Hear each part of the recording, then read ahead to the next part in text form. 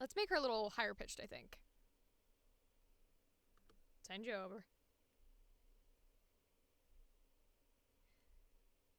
I don't understand, but I feel stuck.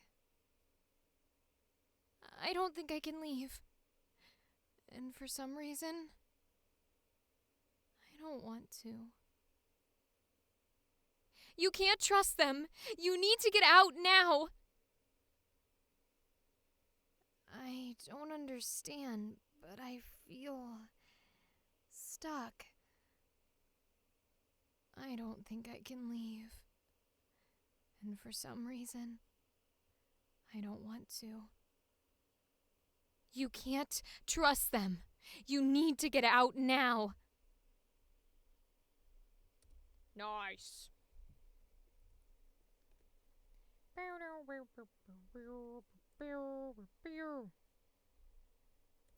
Do do do do do do. Do do do do do do do do do do do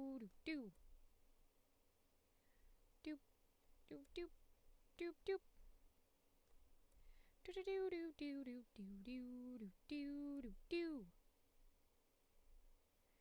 Do do do do do do do do do do. Do do do do do. Do do do do do do do do do do do do. Do do do do do do do do do do. Do do do do do. Do do do do do do do do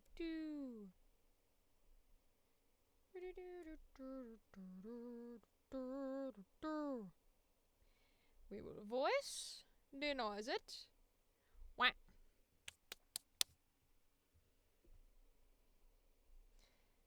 Okay. Then we will normalize it. And then export. What is this person called? Mabel. Okay.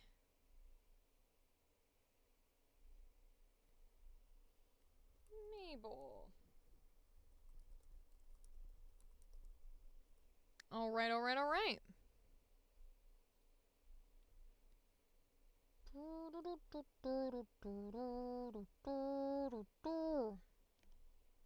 Now we submit.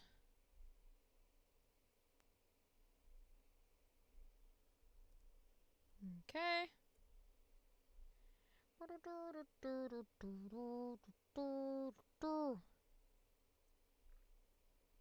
Okay, Felicia. Oh, I think that's a person of color. Selma, I can't tell, but that name might be a person of color, so I'll leave that one alone. Okay, so that was a good one. Ethereal Archives, the Hub World pilot. All right, let's see. This one's paid. This is a 3-part pilot episode for the Hub World webcomic series. Under the overarching franchise... Ugh. Hiccups. Okay. Under the overarching franchise dubbed Ethereal Archives, which has an accompanying 6-book series called The Ragnarok Effect, a work in progress that I work on weekly. Heavy elements of action, adventure, and a dash of philosophical ideologies aims to explore the lore and existential ideas that this passion project entails. Main cast characters are evolutionary descendants of their respective species, thanks to an invention adopted by the one who started it all, known as the improbability drive, which blurs the line between biology and technology tremendously. They grow and evolve, spar and educate themselves, and are worthy and diverse individuals for the sake of reaching absolute evolution for the universe they created. Okay. It's gonna be $50, stacking depending on how many roles you fill, 4-time payment for this pilot or until we establish success on YouTube.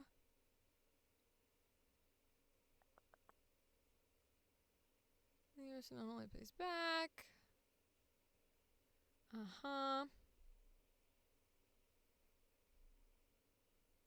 Credit for project image, passion project, long-term roleplay chat. Franchise has books in progress. Okay. Okay. Final products will be posted on our YouTube channel. Okay. Alright, nothing is on the channel at the moment. Okay.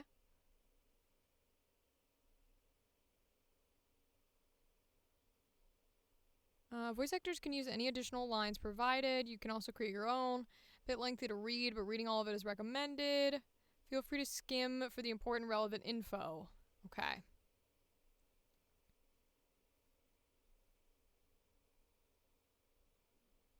Okay. Ooh. Are looking for writers, cartoonists, musicians, huh? Well, we'll do it since it can be paid.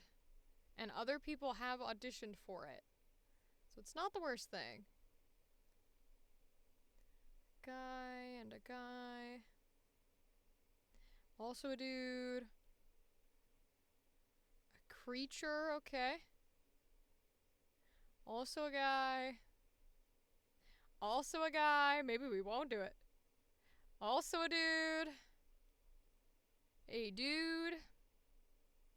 And that's it. Okay, we're not auditioning for it.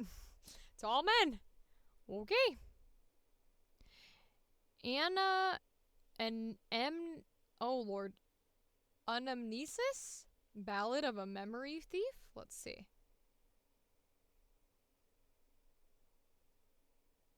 Oh, they have a video.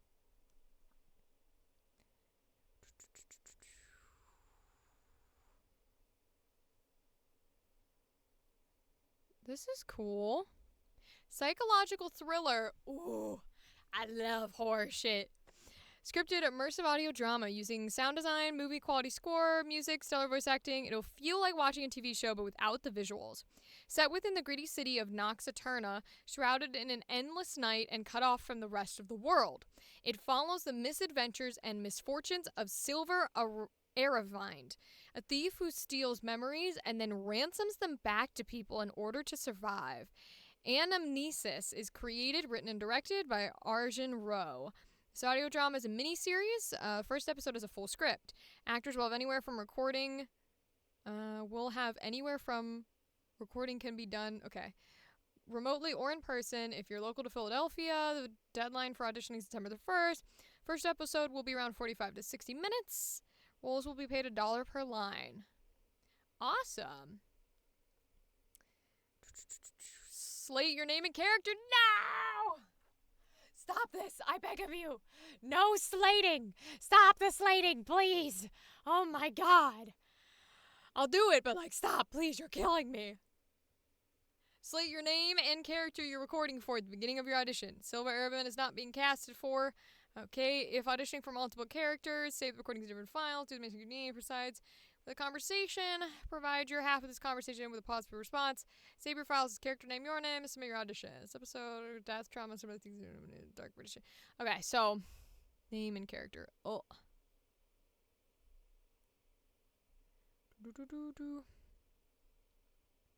Audition. Another few weeks or a deadline. So. Okay, but they do say closed if they've been cast. Okay. Also been chosen.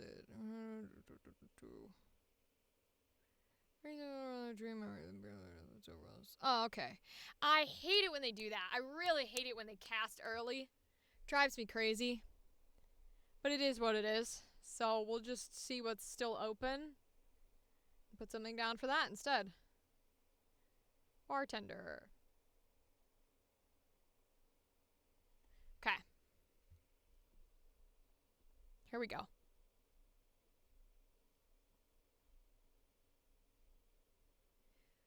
What can I do for you? Coming right up. Here you are. Shall I start a tab? What can I do for you? Oh, what can I do you for? Yeah, alright. Redo it.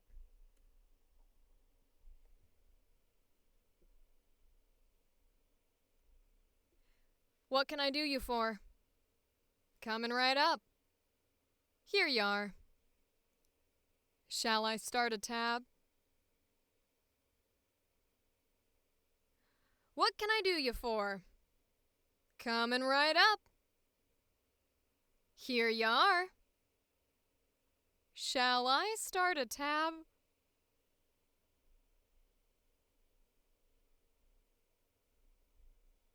That was shit. We're gonna do it one more time. It's short, it's simple. Do it one more time. What can I do you for? Coming right up. Here you are. Shall I start a tab? What can I do you for? Coming right up. Here you are. Shall I start a tab? Cool.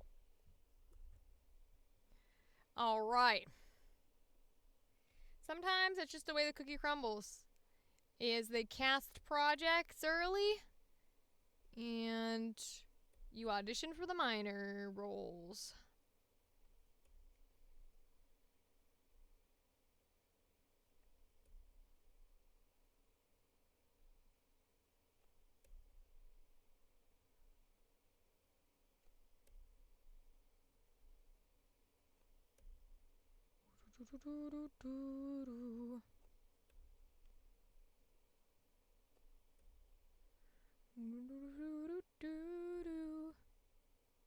Alright, voice denoise, render, and normalize. Okay. So, we start a new folder now. What is this one called? Oh, right. Anamnesis. And then this is the bartender. Okay. Anamnesis.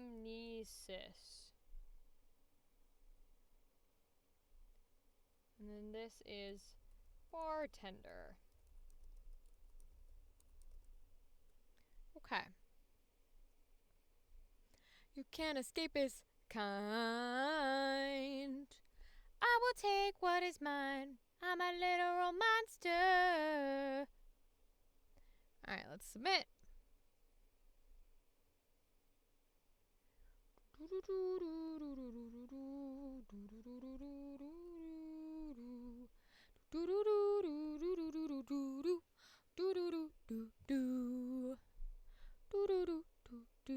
Closed, closed, closed, closed. Oh, new rules. Emma. A child, okay. She is Alwyn's very young daughter who he abandoned many years ago. Okay. We can do that. Okay, let's go. Please don't do this, Daddy. Please don't do this, Daddy. Please don't do this, Daddy. We did 3 for that one just so you can get a range of emotions in that little kid voice. Wah.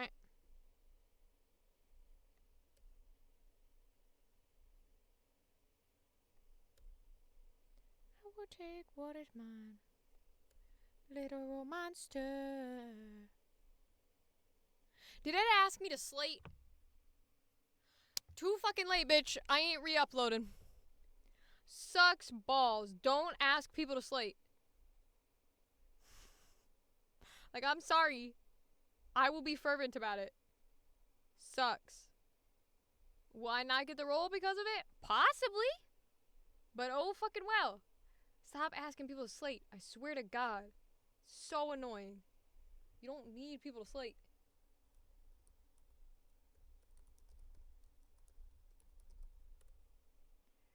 I'm a literal monster.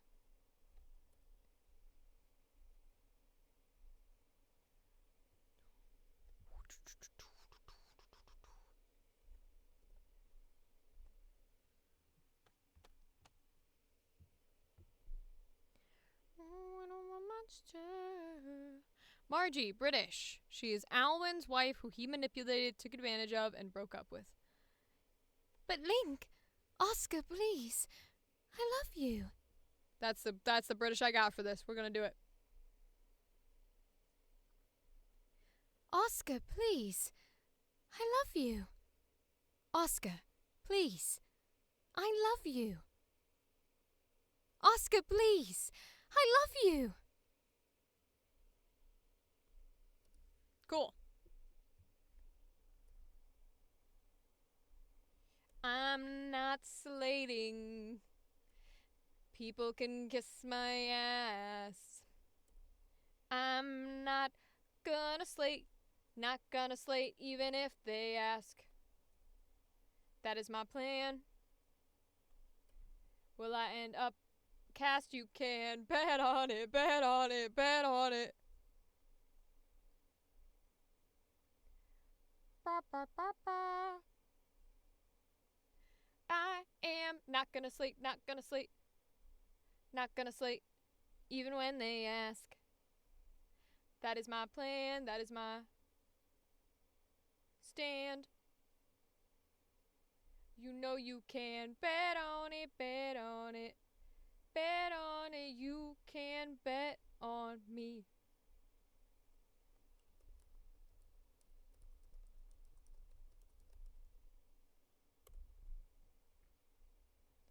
I am not gonna slate, not gonna slate, not gonna slate, even if they ask. That is my plan, that is my stand. Still gonna get cast, yes I am. You can bet on it, bet on it, bet on it. You can cast me, yeah. I don't know what I'm doing.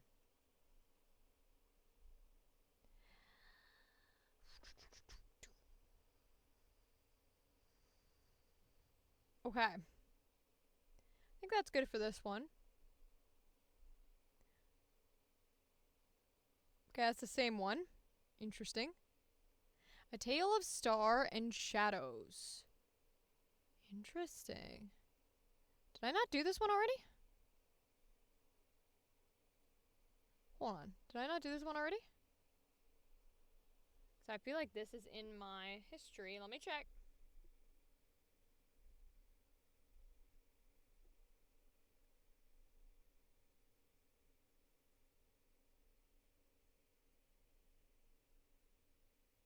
Star Drifters.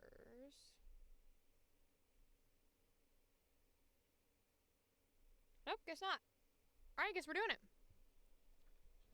Hey folks, passion project of mine, high fantasy for 8 years now. Released the chapters, a graphic novel, similar to Avatar, hell yeah. Please watch the example. Go through the pitch bible. Diverse set of characters, quick paced narrative.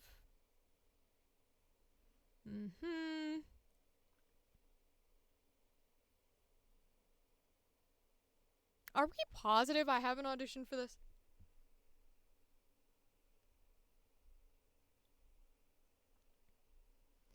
This seems so familiar. Let me open this pitch bible.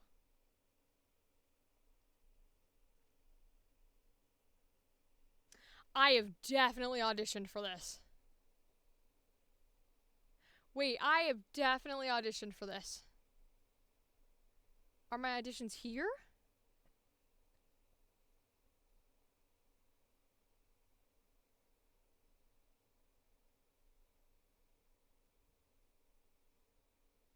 I don't see them. What? I know I've read that. I read that. Did I just never audition? Well, shit.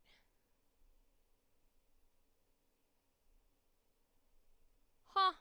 Because I know I read that pitch bible. I thoroughly remember that pitch bible. Ha ha ha. And the pitch bible doesn't say, like, submit your things here, right? It's just all of the different stuff.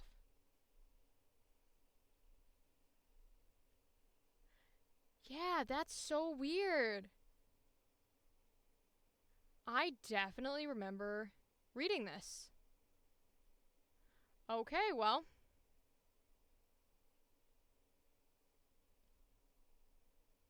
I guess we'll just audition for it on here. Damn, okay.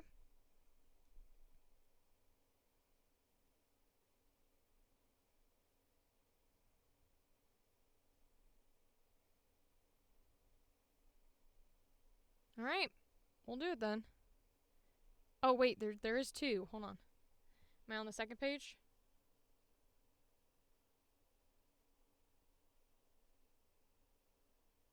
No, I'm not. I swear to God. All right. Well, let's do it then. Our frivolous, feisty, goofy, and reckless protagonist. She's adventurous, acts before she thinks, and full of ambition to be part of the Caster Guild prestige, despite being a caster. All right. Mid to high, think tomboyish. All right.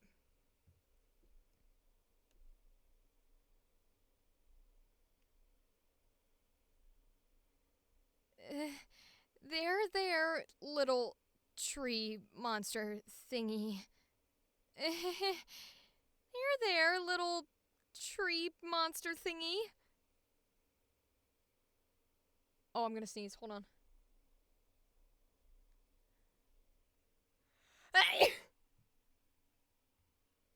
Okay, we'll redo that audition. Woo! Alright, try again.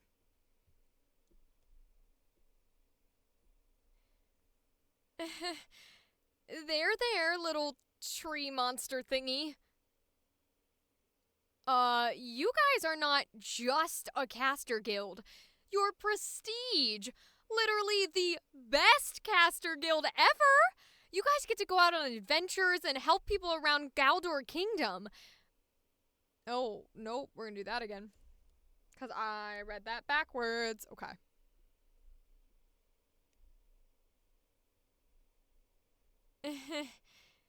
There, little tree monster thingy. You guys are not just a caster guild. You're prestige. Literally the best caster guild ever. You guys get to go out on adventures and help people around Galdor Kingdom. I want to do that too. I want to leave Avil and travel all around Elemis to explore the world, to be a bringer of justice, and all that jazz. Come on! Ugh! Prove your worth, recruiting, Jazz. You do it if it's so easy. There, little tree monster thingy. You guys are not just a caster guild. You're prestige. Literally the best caster guild ever. You guys get to go out on adventures and help people around Galdor Kingdom. I want to do that too.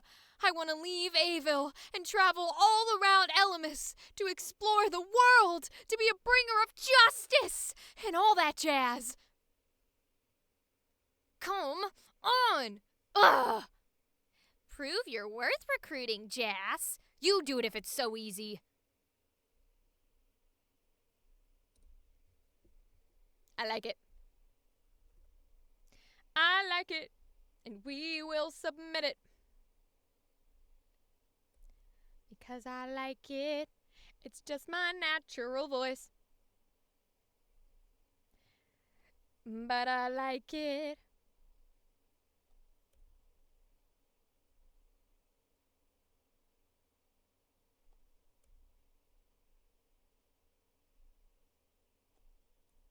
Okay. Voice denoise. Hua.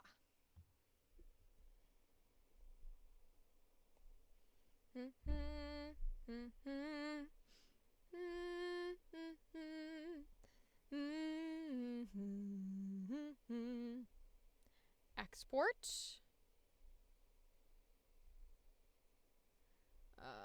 This is called Tale of Stars and Shadows, Jasper. Oh, there y'all go. Tale of Stars and Shadow.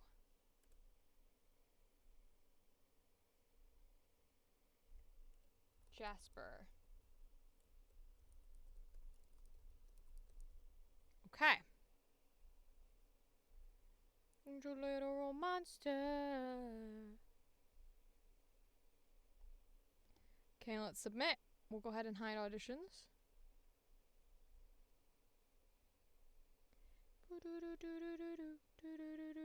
In my locker. Wah, wah, wah,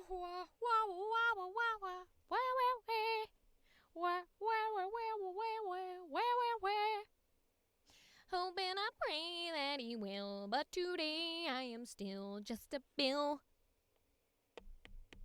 Okay. Now, Ami's the boy. Mother, okay. Mysterious woman appearing in the very first scene of A Tale of Stars and Shadows and returns towards the end of Volume 1. Let's just say she's very important. Alright, we'll do a bit of a low voice for her. Shh. It's okay. You know how they work. One way or another, they'll take me back. And if they don't, never say a word about where we came from. Okay. Shh. It's okay. You know how they work. One way or another, they'll take me back. And if they don't, never say a word about where we came from. Okay. Nice. Excellent.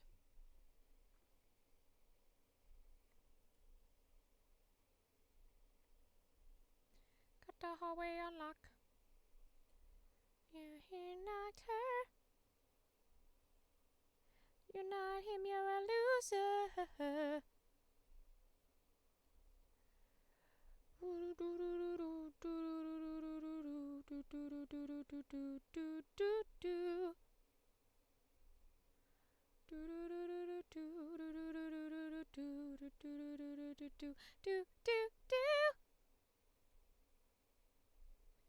When there's no accuser, you're not him, you're a loser. Okay, I think that's pretty good. It's pretty close together. Voice de noise, surrender. Normalize and render. And then we export.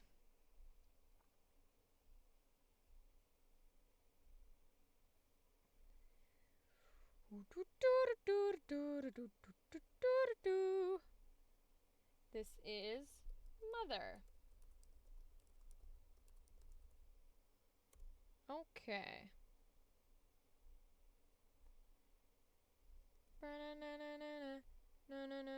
In my locker. Submit audition. You better leave your hopes behind.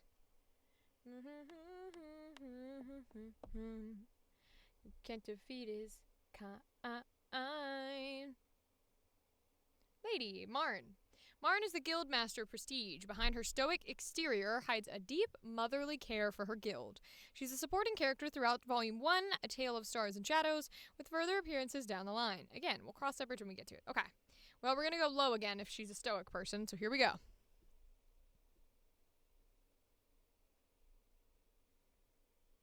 You're still training her. I hope you know what you're doing. Fall back! Kellener, fall back! We need to be smart about this, Kel.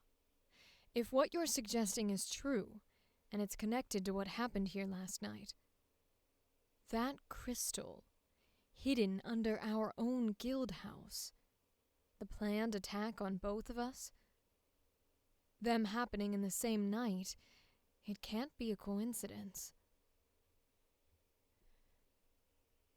You're still training her. I hope you know what you're doing. Fall back. Kellener, fall back. We need to be smart about this, Kel. If what you're suggesting is true, and it's connected to what happened here last night, that crystal hidden under our own guild house, the planned attack on us both, them happening in the same night, it can't be a coincidence. Nice. You want to feed us kind. What is mine? a predator of his size. I will take what is mine. He's a literal monster.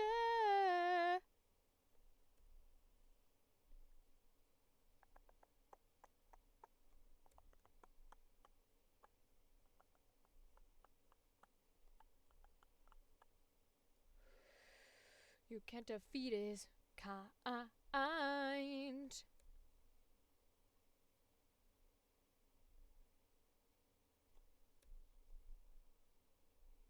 Oops. Oh. I will never remember to do anything of the sort.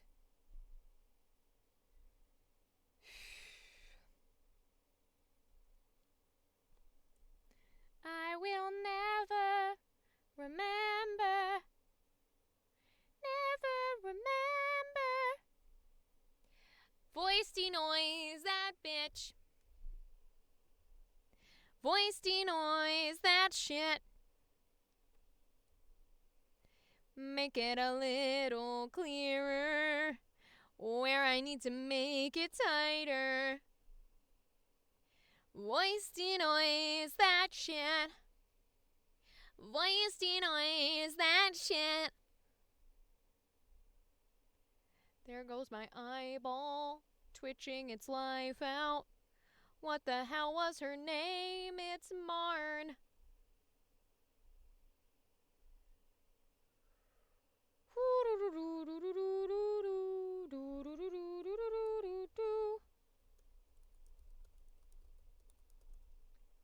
Okay.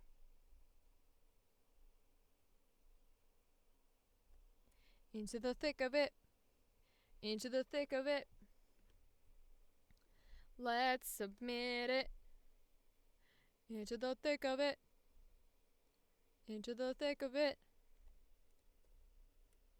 Whoops. Submit. You won't defeat his kind. I will take what is mine. I'm a literal monster.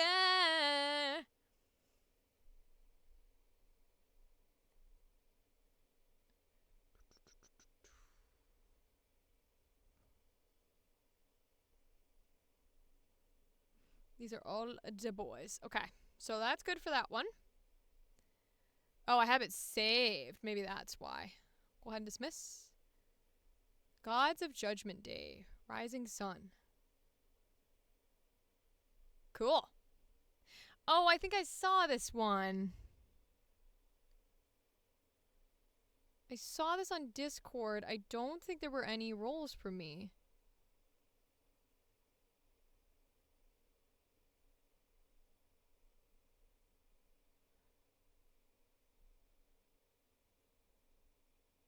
Yeah. Yes. So, yeah. So these are people of color. So no roles for me. So we're going to exit that. Blue Ridge Cars and Trucks commercial. Nope. Scrap box. Okay. This is a casting call for an animated pilot of a new indie animation series titled Scrapbox, produced by a new team named Studio Rewrite, and we're excitedly looking to cast new voice talent. Okay. Test pilot to be uploaded on YouTube. Casting for 6 voices. Those selected for casting will then be provided a full script. Okay. Highlight your role specifically. Save your audition. Awesome. English language. We won't do the Spanish lines.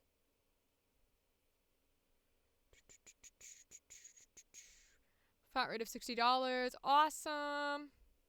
Credits of the project. Personal brand's image. Contact info. Casting call club. Discord and email. If your audition is selected, you'll be required to sign. Yep. NDA. We love to see an NDA and payment. Beautiful. Oh my lord, that's amazing. Short form comedy series prioritizing character motivated storytelling and a dash of darker humor intended to make the audience laugh, whilst also reflecting on a morally gray issues and controversies existing in our world today.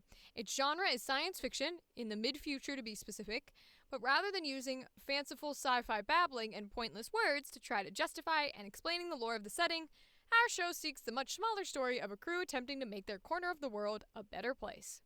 Our narrative follows Scrapbox, a small ragtag team of 6 individuals employed by the Explosive Disposal and Extrication Enterprise, or Eden, as they assist in reconstruction and cleanup efforts following the end of a calamitous civil war. The team specializes in EOD, or Explosive Ordnance Disposal, attempting to defuse, disarm, and dispose of the explosives left over from the previous conflict, protecting those still alive from falling victim to the dangerous lingering remnants of war. Despite this seemingly despairing atmosphere, the team stays in high spirits whilst carrying out the risky work of removing landmines, grenades, and other unexploded ordnance from areas so the civilian populace can move on after the war finally ended. Cool. Okay. 5 days after original forward sent a notice, January 31st. If you are unable to record. Yep. I'll be fine to record. What we're looking for. Clean audio. Yes.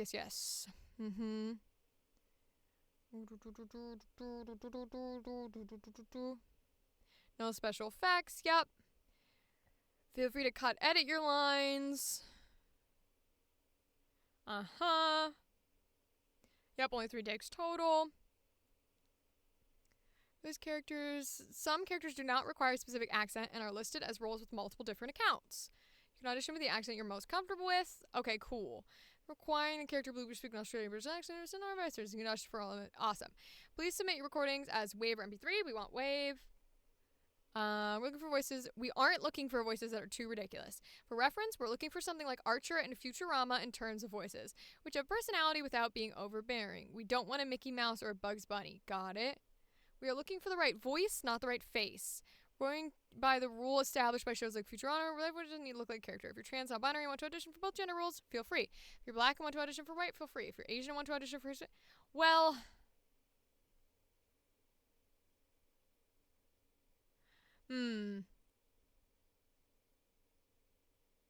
Okay, so I'm gonna audition here. I will say straight out, don't fully like that mentality, and I will not be auditioning for non-white characters. But I'm gonna audition for this.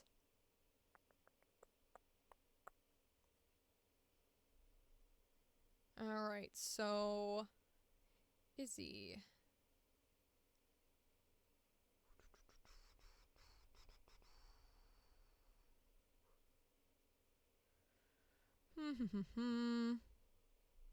So, Izzy Hispanic American makes me think that they probably are Hispanic American. Let's see, this is Canadian, Australian, New Zealand. American accent.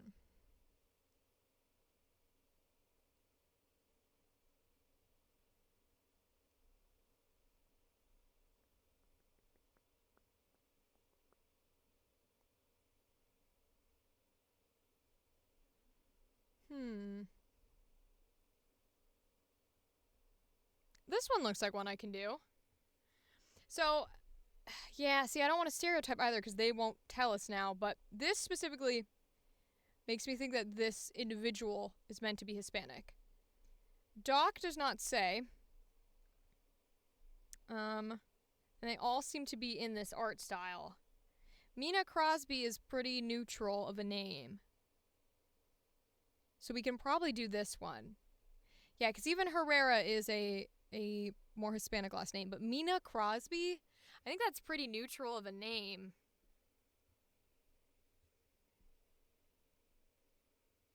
Yeah, that doesn't feel like it's any particular culture. So, and it's just Canadian, Australian, or New Zealand. So this one we can probably do. Responsible for health and relative safety of those on the team. Doc is only meant to treat and assist Eden Company personnel or billable UNE forces, but unofficially, she helps civilians where possible, and occasionally even combatants for a fee.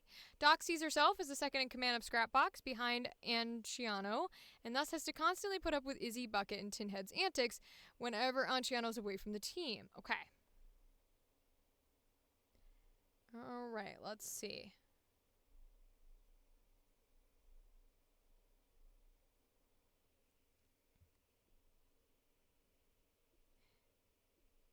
Who the hell are you to talk about professionalism when I found you waking up still drunk?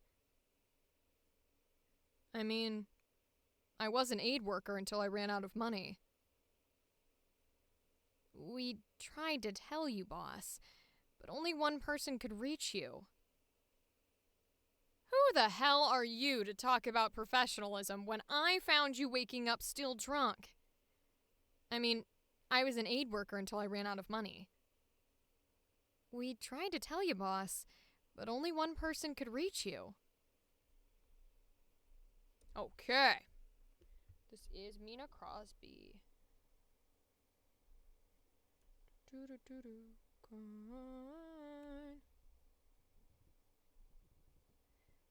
Okay.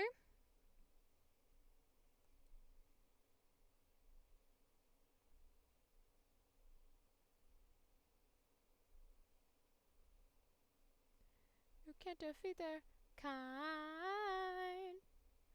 I will take what is mine. I'm a literal monster. Surrender.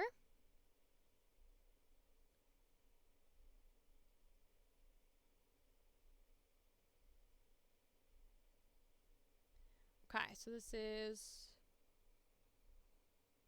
Scrapbox, Mina Doc. Okay.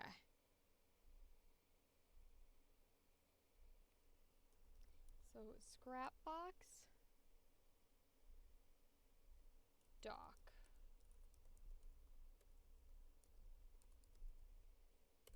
Okay.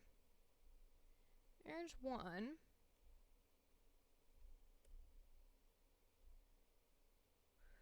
Can't defeat it. Kind. I will take what is mine. I'm a little monster.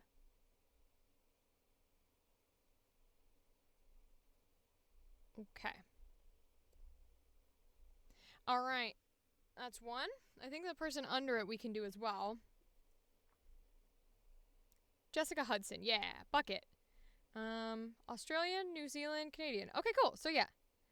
Bucket is a team's investigator in charge of finding possible ERW, explosive remnants of war, and navigating the team to new areas and ordnance that need defusing.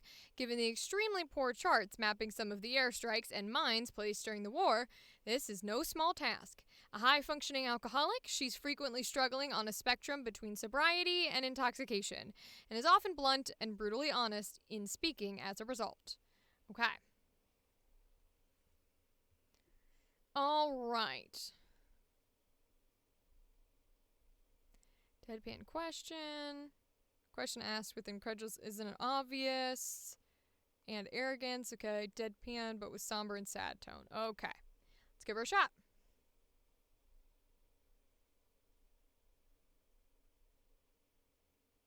Do you all ever think about how we have such a professionally unprofessional work environment?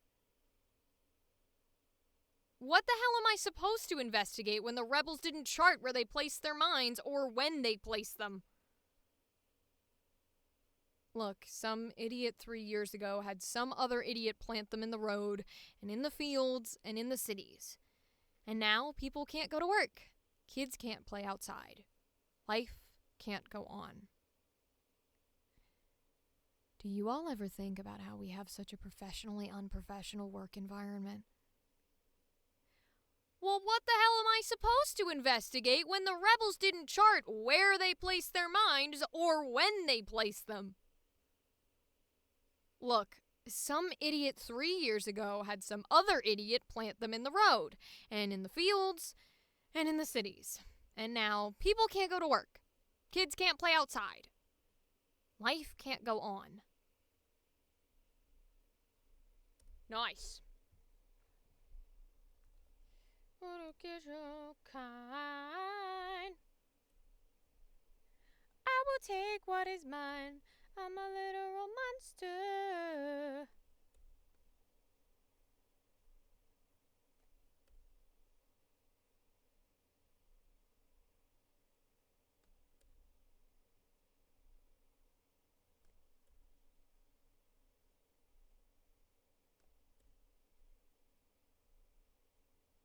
Awesome. Okay.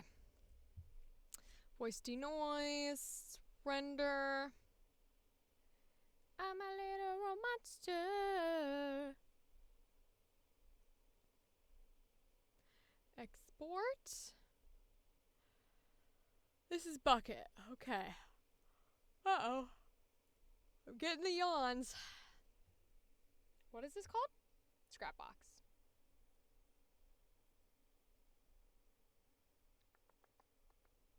Okay.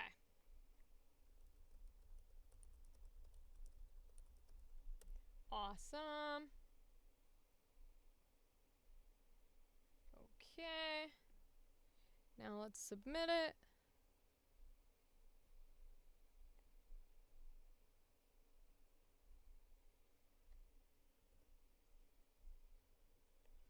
Okay, let's see. Can't defeat your kind. I will take what is mine. I'm a little monster. Teen head. Which is a dude. Hispanic. Okay. Alright. Alright, let me get a sip. Oh, I hit the mic. He probably not happy about that.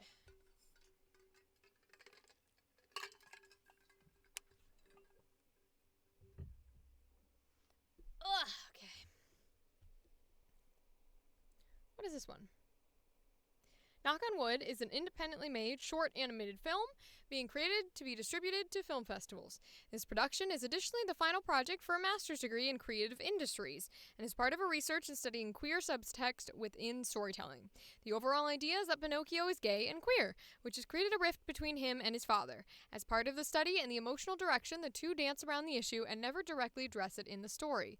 Knock on Wood follows a modern queer interpretation of the fairy tale character Pinocchio as a flesh and blood adult about to leave for the city for the first time. His father, Geppetto, tries to prevent him from leaving by giving him a job at his woodworking business, and the two argue about Pinocchio's destiny. Directed over Zoom, cool. Please title your voice file with the character you're auditioning as and your name. Yep, cool. Oh, there's only Geppetto? Boo. Well, can't audition for them. I am not old, sir. The Fool's Tale. In a world where magic and history intertwine, Jack, a 14th century knight, is awakened in the 19th century by Elizabeth, an alchemically gifted botanist. As Jack navigates this new era, he's joined by his faithful friend, Ben, and the cunning Ivan, who are drawn into the unfolding drama. Old adversaries rise. Sigvat, a once mighty wizard, aims to regain lost power and resurrect his beloved wife, Generva. Meanwhile, Unknown, an immortal being birthed from Sigvat's magic gone wrong, treads a path of existential crisis and chaos.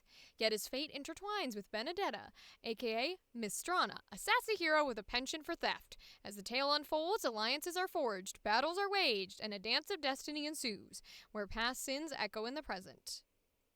Okay, let's see.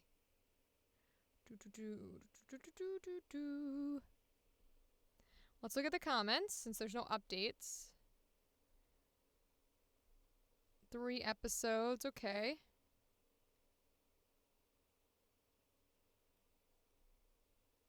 Okay. Alright, that's a sir, but this is a lady. Ooh, Italian and German. Not something I can do. Elizabeth, a young and tenacious woman, is the heart of our tale.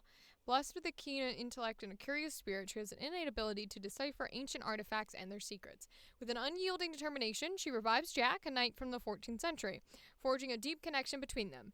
As the last living descendant of a line with unique magical knowledge, Elizabeth finds herself at the epicenter of a battle against ancient forces. Guided by her older cousin, Ben, and empowered by her studies and discoveries, Elizabeth is not just a seeker of truths, but also a beacon of hope in a world teetering on the brink of magical chaos. Okay. Well, it says language, Italian and German. Doesn't say accent. What is this voice reference? Okay, so that has a British accent.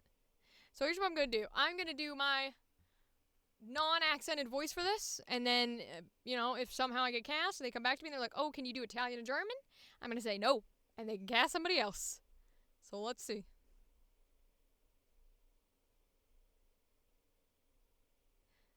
Close your eyes, Ben, and listen closely. You hear that? The whispers of the forest tell tales. Remember, determination does not make up for skill, but if combined, you can move mountains. These herbs have essential healing properties. Mother Nature always offers a way if we treat her right. Close your eyes, Ben, and listen closely. You hear that? The whispers of the forest tell tales. Remember, determination does not make up for skill, but if combined, you can move mountains. These herbs have essential healing properties. Mother Nature always offers a way if we treat her right. Boop. Okay. It's my soft little anime protagonist lady. Wanna free my kind. I will take what is mine. I'm a literal monster. Whoop. Whoop. Boop. Oh, come on over with me.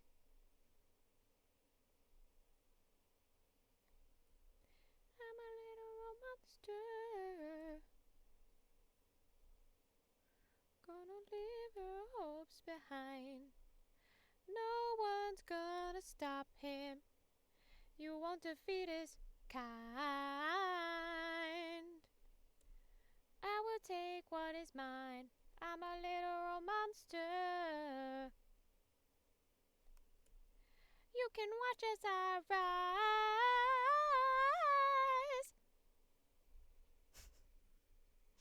Every time I see a project that's like, you must be able to sing, I'm like, skip. And now you all know why. Okay.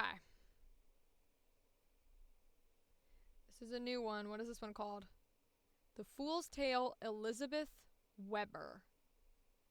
Okay. The Fool's Tale. Elizabeth Weber.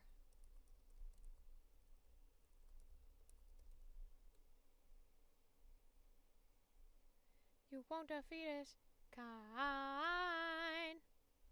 I will take what is mine. I'm a literal monster. Right, let's submit.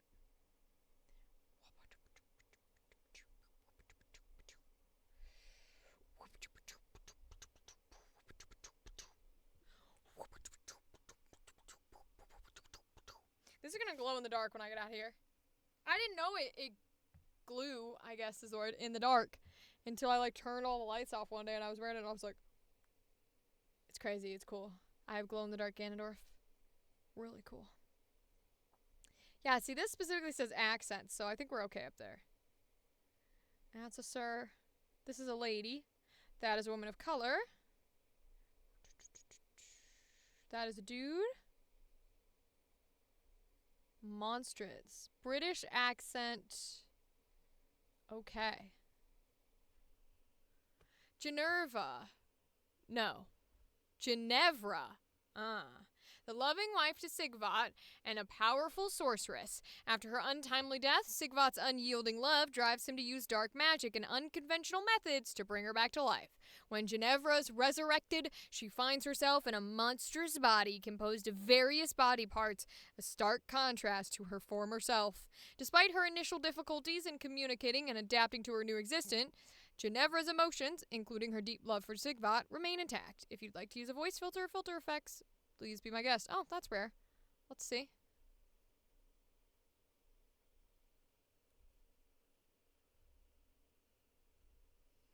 Okay, those are all creature noises? Those are not voices. So, give me several of your best monster sounds. Ooh, okay. Let's do it. We love doing monster sounds. Here we go.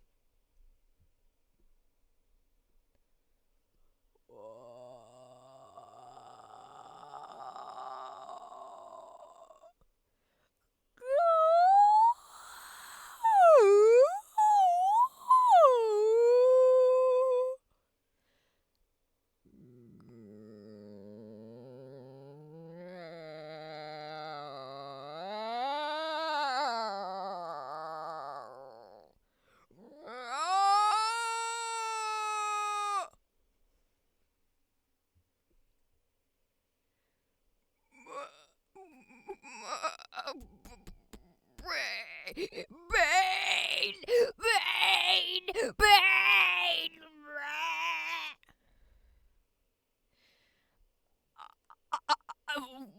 I'll devour you alive. Die! Ah!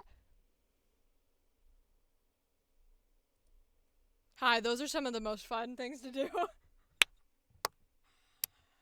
Clip that shit. Those are some of the most fun noises to do, are crazy ass fucking creature noises. I love doing creature noises.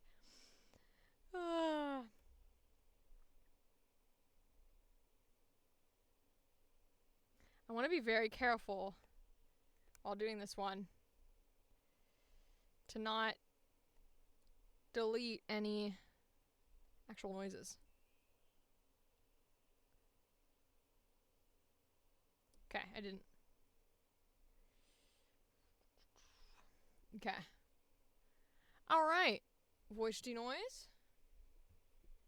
Cool, cool, cool. And then I think this is going to bring it down. Yup, by quite a bit. Okay, that's fine. I figured I was a little loud into that microphone. This is Ginevra inside of Fool's Tale. Okay. Ginevra.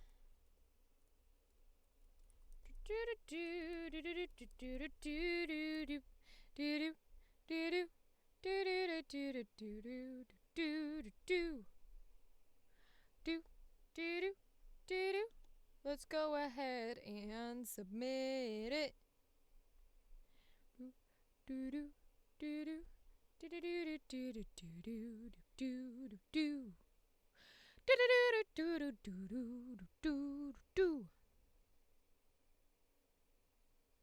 Okay.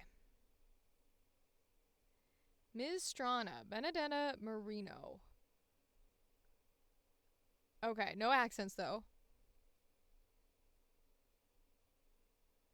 Penchant for heroics and occasional heists. Independent and sassy, she forms an unlikely partnership with Unknown, navigating the challenges posed by Sigvat while balancing her mischievous side with her noble upbringing. Voice reference.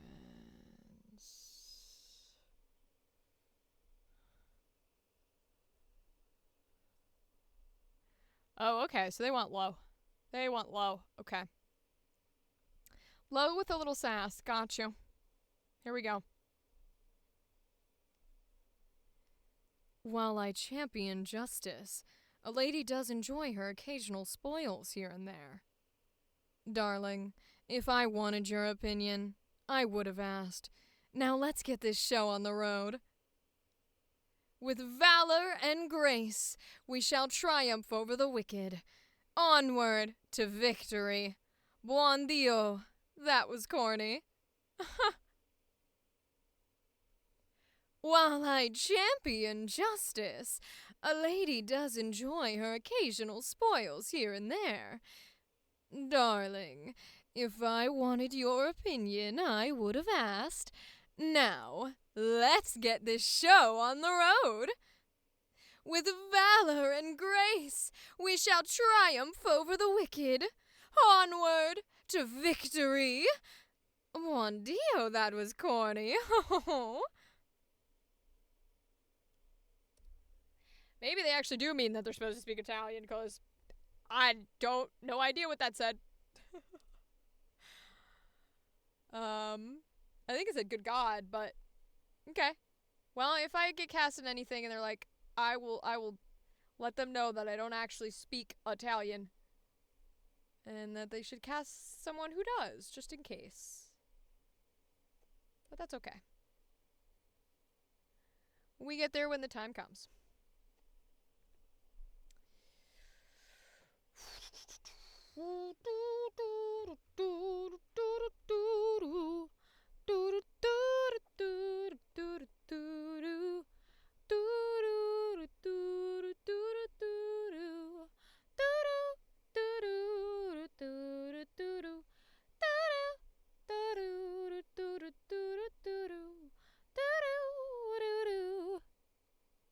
Miss Strana. Okay. Miss Strana.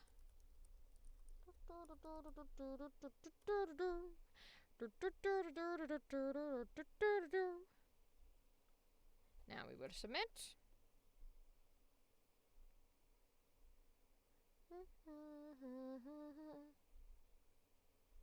Okay. Oh, okay.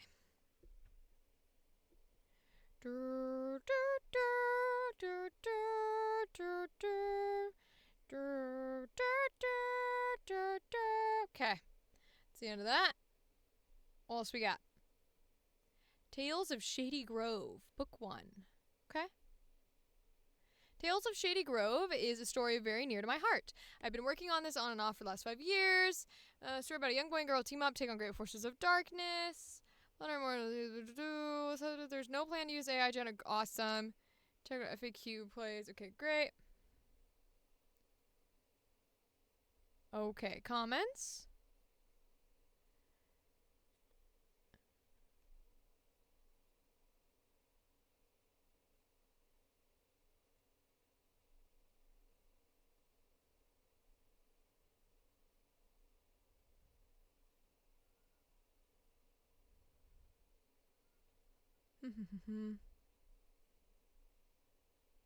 I don't want anything to do with anyone that's having any issues over AI. So we're going to leave that one alone. We're starting to get quite a few days out though, so might go back to deadline here. See where we're at. Yep, we did this one. Inside the dragon's lair. I don't think so. We're not going to do that one. We're not going to do that one. That one doesn't have any details. No black guys. No Minecrafts.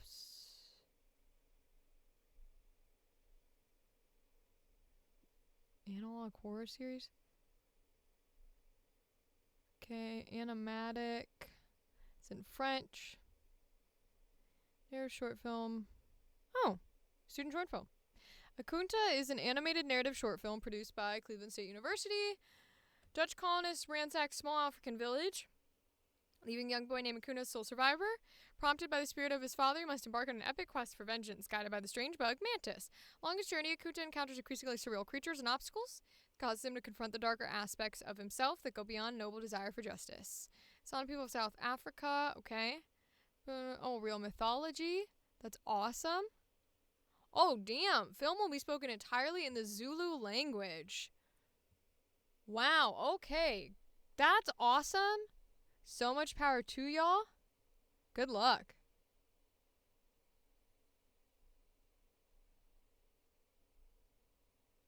No Minecraft. No Bloxburg. I saw this Tales of the Janitor thing. We'll leave that. I think we're going to take it out. Radio drama. Student thesis film. We love to see it. An office worker takes an elevator down to the other world. There she discovers that her life has been so mediocre she can actually choose whether to be an angel or a demon. Damn, okay.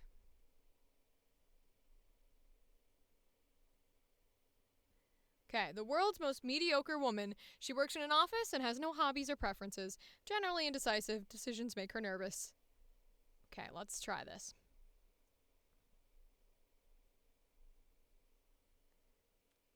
Wait, is this elevator going down?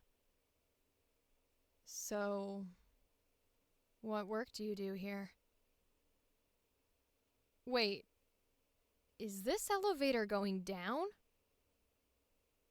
So, what work do you do here? Nice. I wanted to give her a bit more of that vocal fry E Raven from Teen Titans quality.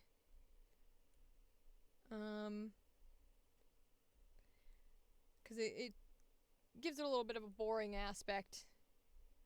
Makes her a little more monotone, a little bit slower. I think it'll fit the character a little better.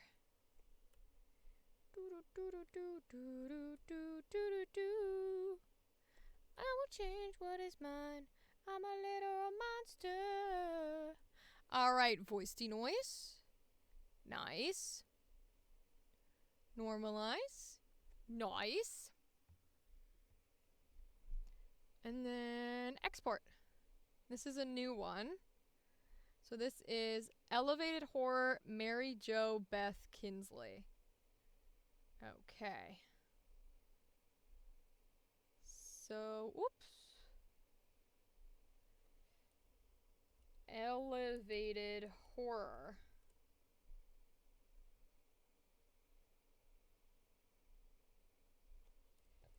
Mary Jo Beth Kinsley.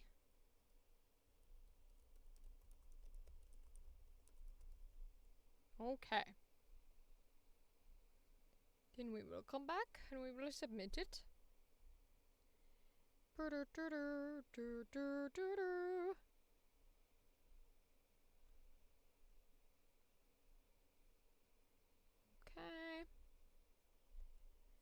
Can't escape my kind. Mother. Ruler of the underworld, she becomes increasingly frustrated with Mary's indecisiveness and her underlings' bickering. This character is a giant eye, so the voice acting will need to be very expressive. Expressive I can do. All right.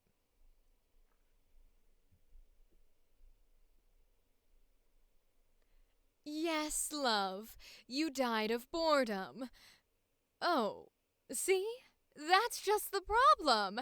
We can't decide whether to put you in the angel or demon office because your life has been so mediocre it could really go either way. What?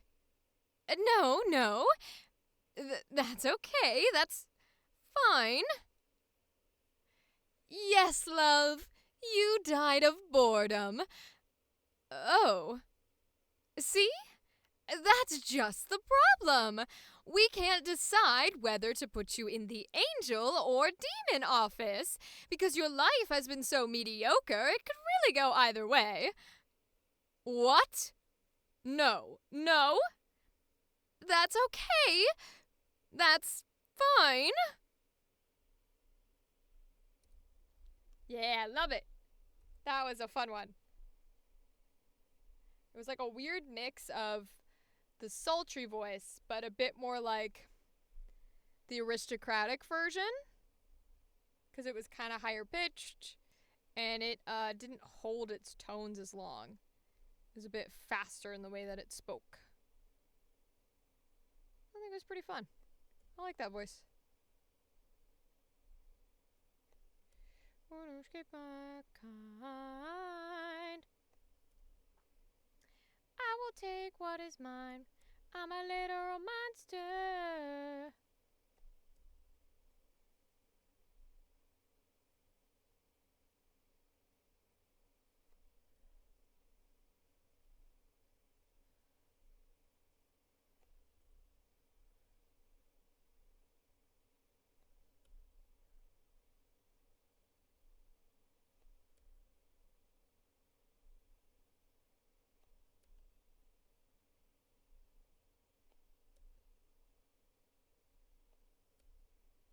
Okay, voice noise.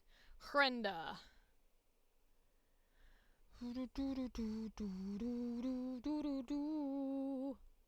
I will take what is mine.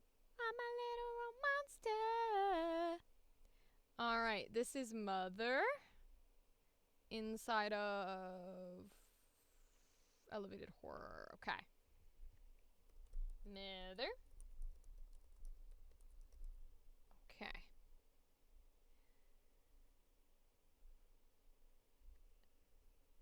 You run and you cry. I'm the reason you run and hide. I'm a literal monster. I'm the reason you run and hide. I'm a literal monster. Okay, I think that's good for this one. Stone's Gods. But it is in French. Oh, and it's Minecraft. Nope.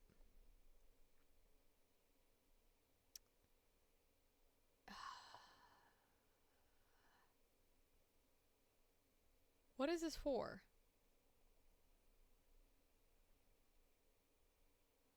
Oh, it's Minecraft. Nope. Wolf's Fury.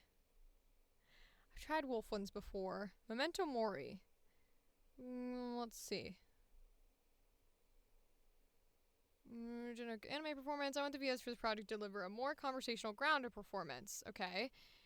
Will be an entry in the Winter Visual Novel Jam. Oh, yay! I love those jams. If y'all have never done them, the Spooktober Jam and the Winter Visual Novel Jam, and there is a spring one too that I can't think of, are all done by Dev Talk. Go find them on itch.io, go to their Discord, join them, they're awesome. In Memento Mori, you play as Alex Foster, 30-year-old bipolar alcoholic. After spending 3 months at a meditation retreat completely cut off from the outside world, he returns home to attend his family's Christmas Eve party. Alex is in the midst of a severe manic episode. Instead of enjoying the time spent with his family, he seems hell-bent on blaming his parents and siblings for all his problems. They try to cheer him up and change the subject, but they're also fed up with him never taking responsibility for his mistakes. The entire story takes place during his family's Christmas party. The player talks to each family member and makes frequent dialogue choices. While many of these choices don't affect the ending, the path any conversation takes will influence the events of the story. For example, if you argue with a sibling, they may refuse to talk to you for the rest of the party. Each scene will unlock new dialogue options for each character. Alex eventually realizes dwelling on the past and wishing his life had gone a different direction isn't healthy. His family is all together for the first time in years, and death is always knocking at the door. So why is he brooding over the past when he could be enjoying the present moment? The game ends with the entire family posing for a family photo. Alex might not have many friends. He may not have a job or a girlfriend or a car or his own place, but he knows no matter how many times he fucks up, his family will always be there to help him get back up. That's sweet. All right, let's see. Where's our ladies? Heidi. Okay. Heidi, 37, female, Alex's sister. An overachieving cybersecurity consultant working for the NSA. She recently completed a month-long intensive rehab program mandated by her employer because she took edibles at her best friend's bachelorette party. Oh, that's funny. And got a DUI on the drive home. Oh, that's not funny. Assertive, eloquent female voice. Jennifer Lawrence, Emma Stone, Rachel McAdams. All right, let's give it a shot.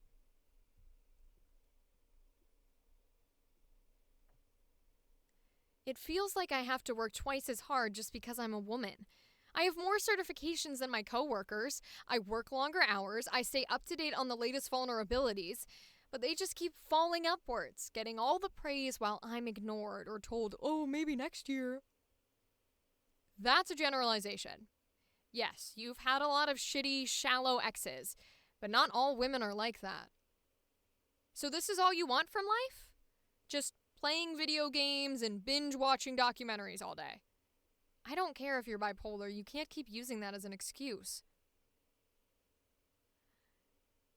It feels like I have to work twice as hard just because I'm a woman. I have more certifications than my coworkers, I work longer hours, I stay up to date on the latest vulnerabilities, but they just keep failing upwards, getting all the praise while I'm ignored or told, oh, maybe next year. That's a generalization. Yes, you've had a lot of shitty, shallow exes, but not all women are like that. So this is all you want from life. Just playing video games and binge-watching documentaries all day. I don't care if you're bipolar, you can't keep using that as an excuse. Oof. That last line out of context is hard. Because it's like, at some point, and in general, you do have to take responsibility for yourself.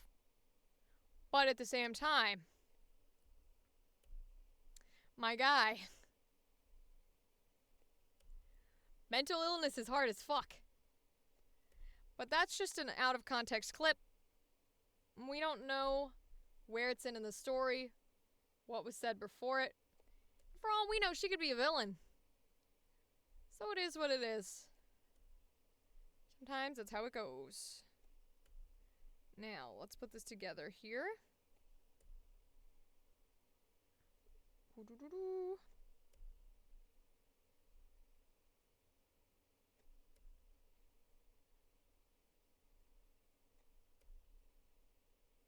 Okay.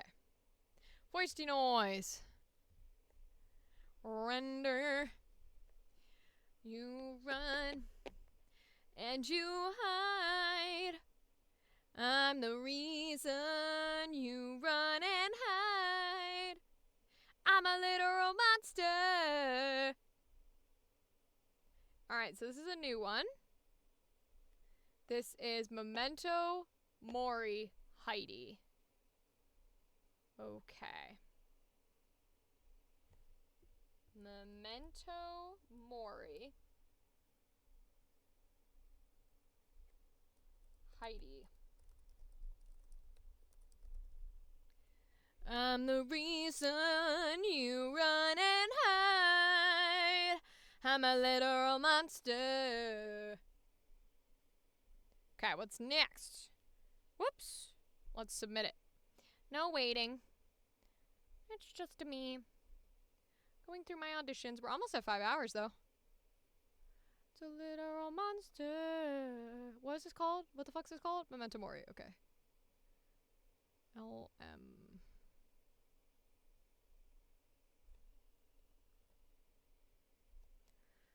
I'm a literal monster. Got the hallways on lock. Yeah, he hooed her. Okay. Let's see what's next. Betty. Oh, I hate say something you think would fit. Ugh, I'm gonna ignore that. So we'll deadline that. OGH Chronicles. 3D animated series using Blender.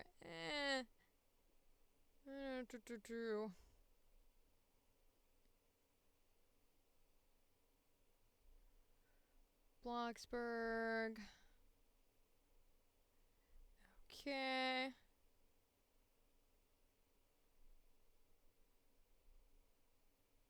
We already did this one. Girl, remote boy, horrible accident in town. When suddenly someone was killed the first meeting, drama club. Nope. No high school. Oh, this looks terrifying. Let's try this. There's an art class. I find that sometimes life imitates art for a change. Oh, absolutely not. Mannequin Danny, nope. Nope. No, we know that's in French. No. Revolt. 14 isn't great. Yep, senior in high school. Nope. No high school people. No minors. Blue and Bullets pilot. What is this? Comedy web show. Must be able to sing a little bit. No, thank you. Our little home.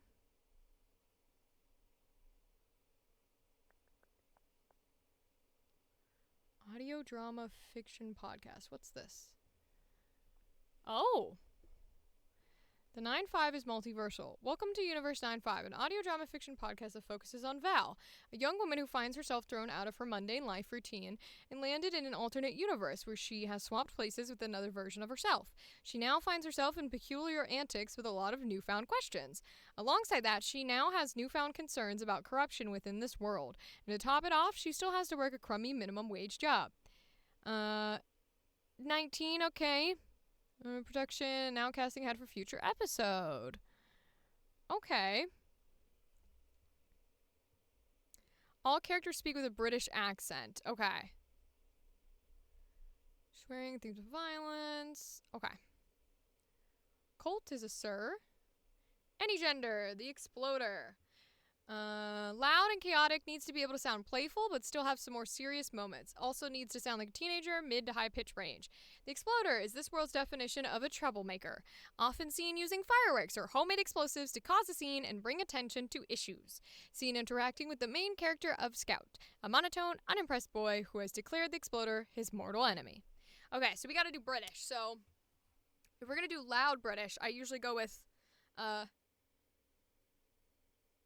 I was gonna do Brooklyn there for a second.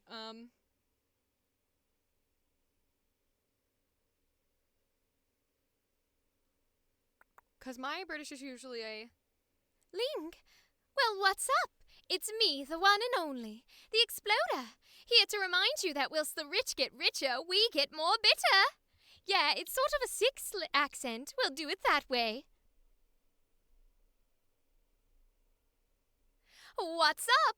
It's me, the one and only, the Exploder, here to remind you that whilst the rich get richer, we get more bitter. Oh, it's my bestie. You come to set me off all these fireworks? No one told me that we weren't friends. What do you mean we aren't friends? You follow me everywhere. Okay. We're gonna do it again, but I know we messed up some lines, and also we want to stitch that accent a little better. Don't be bitter, ooh, 'cause I'm fitter. Don't be bitter, 'cause I'm fitter. Somebody hang you, he doesn't wanna bang you. What's up? It's me, the one and only, the Exploder, here to remind you. That's where I want the voice, not so high. What's up? It's me, the one and only, the Exploder, here to remind you that whilst the rich get richer, we get more bitter. Oh, it's my bestie. You come to see me set off all these fireworks? No one told me that we weren't friends. What do you mean we aren't friends? You follow me everywhere. What's up? It's the one and only, the Exploder, here to remind you that whilst the rich get richer, we get more bitter. Oh, it's my... Yeah, I could hear it coming. I could feel it coming.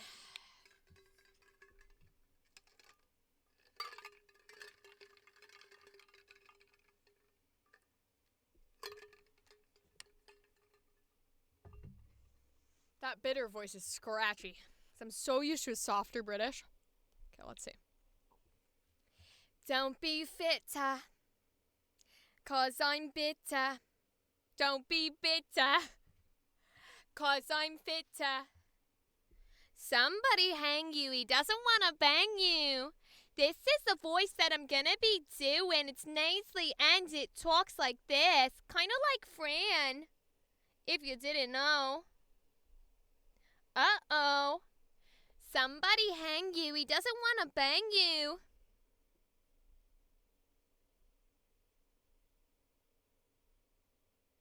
Somebody hang you, he doesn't wanna bang you.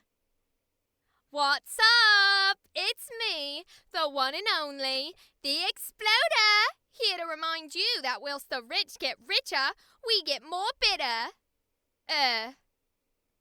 Oh, it's my bestie. You come to see me set off all these fireworks?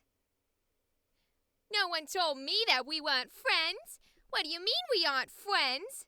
You follow me everywhere. No, I can't hold it. It's going into Harley Quinn. I cannot hold it. Don't be bitter. Oi, governor. It's me, the one and only, the Exploder, here to remind you that whilst the rich get richer, we get more bitter. Oh, it's my bestie.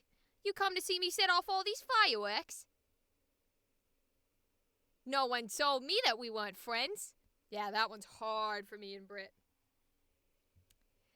Well, no one told me that we weren't friends. But Link, I'm not really sure if I could do that. Shit, bro. Alright, he said we're doing villain. Voice has said we're doing villains today. We are not doing British, because holy Jesus Christ. This does not want to happen. December 7th? Okay. Don't be bitter, 'cause I'm fitter. Somebody hang you. He doesn't want to bang you. Darling, I don't know what you're trying to say, but I don't really care. Sometimes when I try and think of an accent to do, My throat decides and my brain decides that it's not going to be British today, and sometimes it just can't do the accent anymore. But there are some times when it's able to do the accent. It just kind of depends. But what's up? It's me, the one and only, the Exploder, here to remind you that whilst the rich get richer, we get more bitter. Oh, it's my bestie. You come to see me set off all these fireworks? No one told me that we weren't friends. What do you mean we aren't friends?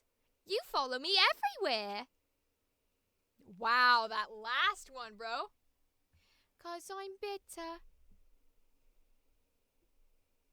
But Link, there are some times that I just don't feel correct. No one told me we weren't friends. What do you mean we aren't friends? You follow me everywhere. What do you mean we aren't friends? You follow me everywhere. Oh, it's my bestie. You come to see me set all these fireworks? Maybe if I do it down here, it'll be a little easier.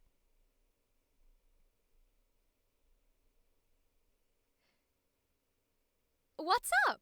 It's me, the one and only, the Exploder, here to remind you that whilst the rich get richer, we get more bitter. Oh, it's my bestie. You come to see me set off all these fireworks? Well, no one told me that we weren't friends. What do you mean we aren't friends? You follow me everywhere. What's up? It's me, the one and only, the Exploder, here to remind you that whilst the rich get richer, we get more bitter. Oh, it's my bestie. You come to see me set off all these fireworks? Well, no one told me that we weren't friends. What do you mean we aren't friends? You follow me everywhere. We finally got the accent, but that is not the voice they want. That is not the voice they want. But it's all I can give right now. My brain has decided that that's the only British I can do right now. Sometimes I can do a stronger British. But as of today, it said no. And I said okay. Sometimes you go with what you got. Sometimes you go with what you got. Sometimes that's just how it goes, and you go with what you got. Now what the fuck is this called? Universe 9-5, the Exploder. Okay. Universe 9-5. All the way to the bottom. The Exploder. Sometimes you go with what you got. You work around whatever your brain and your voice are telling you you can do today. And as we've heard, my brain said villains, angry and upset and intimidating villains are the only ones we're doing today. And I said A-okay, that's A-okay. If that's what you wanna do, brain, then that's what we'll do. A-okay, that's A-okay. If that's what you wanna do, that's what we'll do. Okay. Any gender. The mayor needs to sound like a classic politician with the ability to show emotional range. Okay. Well, I'm not really sure that that was exactly what I was intending. I want to remind the citizens of this town that we will rise above these tough times. We are a united community, and this will prove our strength and resilience. But, darling, I'm not sure that I quite agree. I want to remind the citizens of this town that we will rise above these tough times. We are a united community, and this will prove our strength and resilience. I want to remind the citizens of this town that we will rise above these tough times. We are a united community, and this will prove our strength and resilience. I'd be careful what words you choose to speak next. The consequences could be dire. I'd be careful what words you choose to speak next. The consequences could be dire. You. Best me. Now that is amusing, but you've humored me long enough. It's time to face the hard truths, Miss Valerie. You. Best me. Now that is amusing, but you've humored me long enough. It's time to face the hard truths, Miss Valerie. I know I did those in AA, BB, CC format. But oh well. Sometimes that's how it goes. Now I could be smart about it and simply cut them and put them in order. But if I'm being honest, I'm too fucking lazy. So I'm not gonna do it. I'm not gonna do it no more.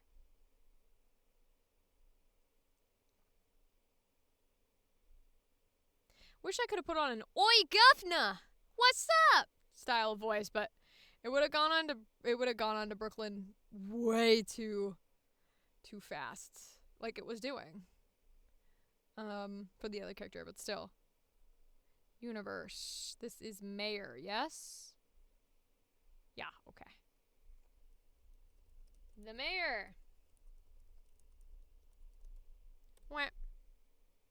And then we will submit it. Yes, so yes, we will. Yes, so yes, we will.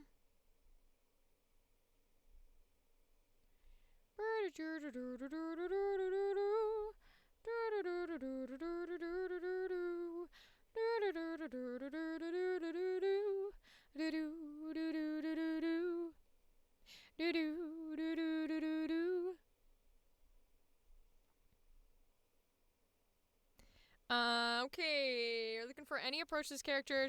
Put it in short terms, not a good person. We need someone with big emotional range and ability to commit to comedic craziness of this world to convey a scary antagonist. Alright, so I know they want British here, but I'm gonna go non-British just so I can get the full intensity.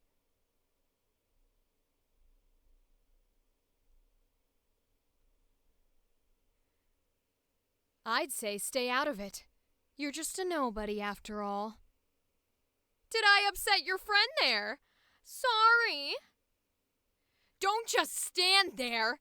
Get them, you idiots. Do I have to do everything around here?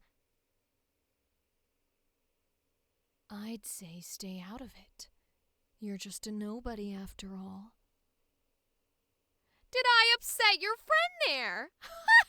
Sorry. Don't just stand there. Get them, you idiots. Do I have to do everything around here? Nice.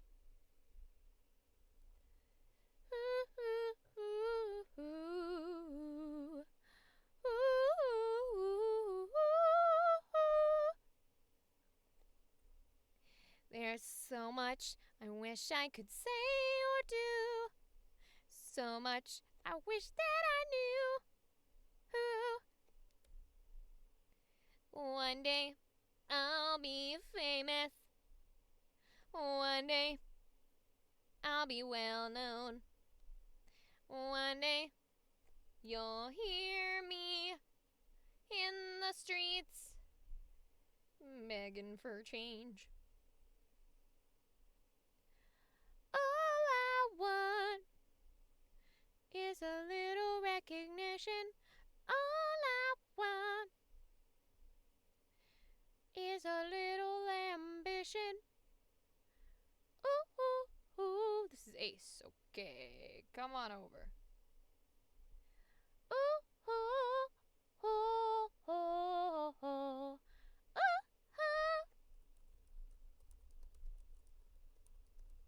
Wah.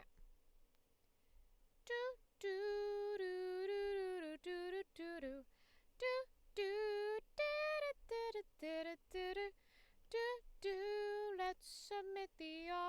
audition. Do do do do do do do do do do do do do do do. All right. Vaughn. I'm gonna try this role any approach they have. We're unsure what we want Vaughn to sound like. Vaughn appears in later episodes, a worker at the local modernized speakeasy of West Fowler.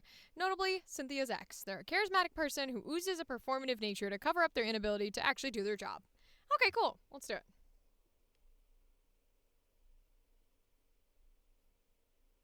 Synth! It's been too long. How are you? Still working at that stupid fast food place? Man. I mean, I could. But if I do that, my boss will probably be mad at me. So, what's in it for me? Damn. That's a lot worse than I was expecting. Let me talk to my manager. Synth! It's been too long! How are you? Still working at that stupid fast food place? Man, I mean, I could, but if I do that, my boss will probably be mad at me. So, what's in it for me? Damn, that's a lot worse than I was expecting. Let me talk to my manager. Cute. What? Oh, oh, oh, oh, oh. What? Oh, oh, oh, oh. What? Oh, oh, oh, oh, oh, oh. Ah, ah, oh.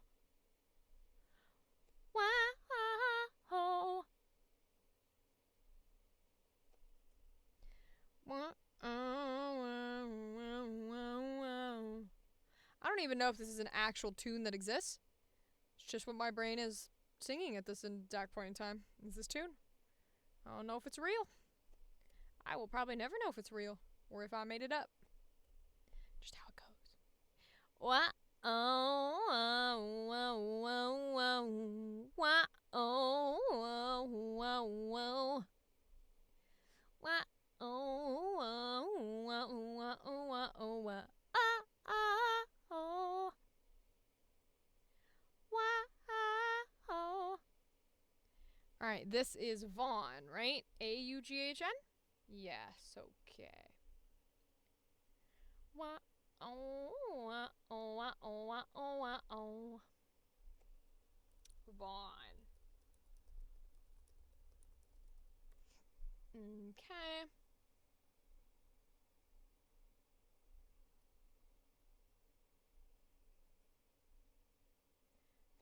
Let's submit.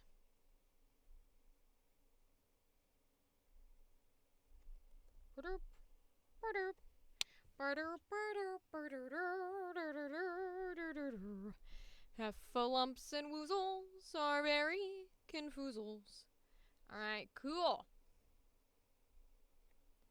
Zelda Multiverse. Well, I support you. But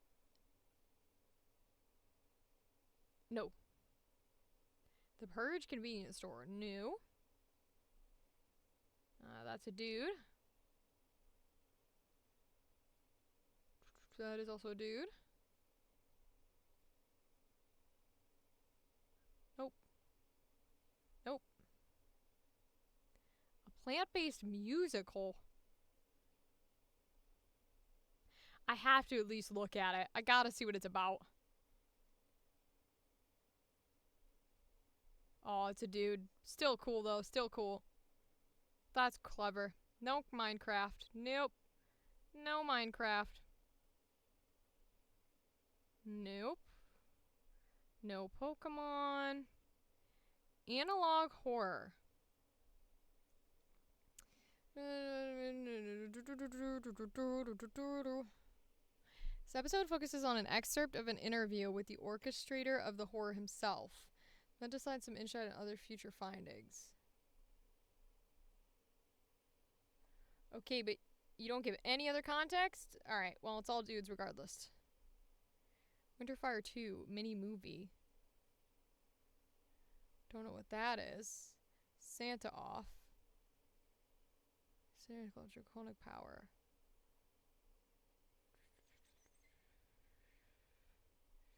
Okay, so no. Neoid discourse.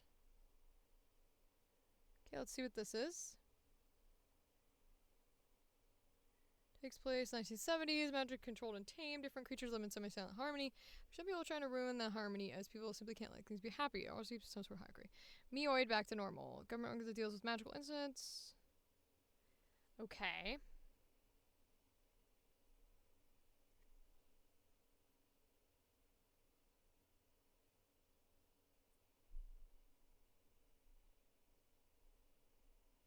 Okay, and you haven't given us any context as to what it actually is. So, I'm gonna skip this one. Silly songbirds.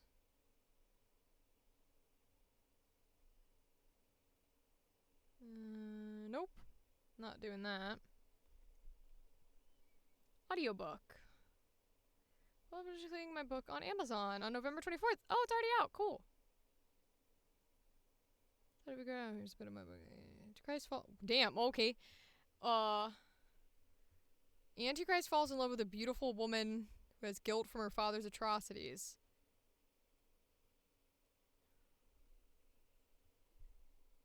Damn.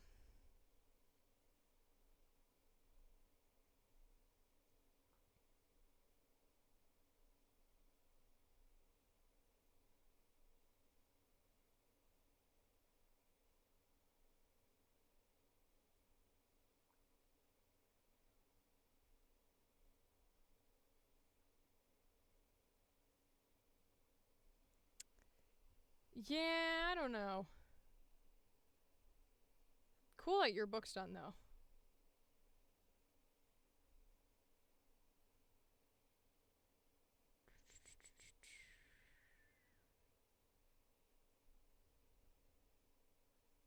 Alright, let's go to the top. We've gone through a lot of deadline ones. If we sort by magic... No, it still gives us a lot of things. So we'll sort by popular. Dancing Echoes of the Past. Sims 4. Nope. Tale of Two Morons.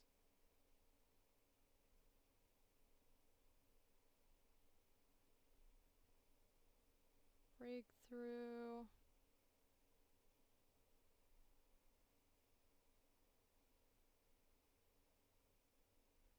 Let's see what this one is.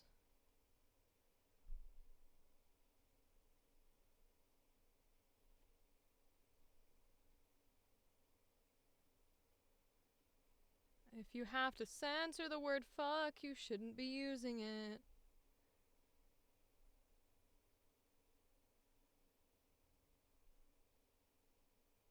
What is this one? This will be another be more than one episode.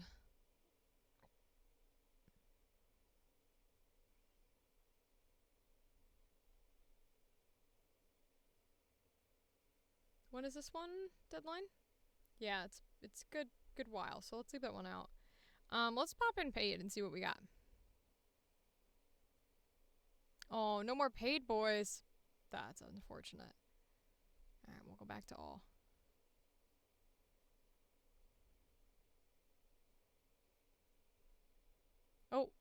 Oh, it didn't like that I went back to all. Let's try again. Voice actor. Original.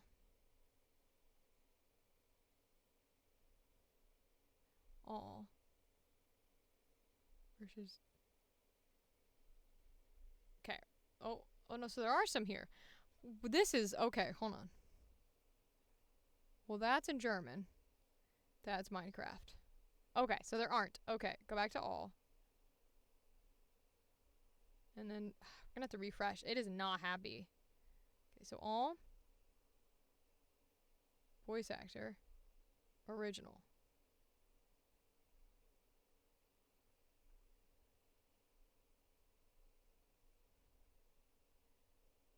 Tales of Shady Grove.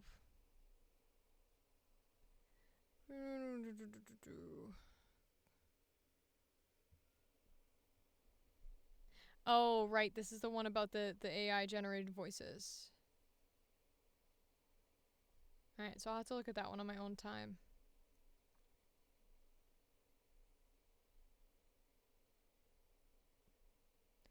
Jungle Fever. Okay, pause until after Christmas. They want a dude here. I think it's only a dude, yes? Yeah. Misfit Wonders.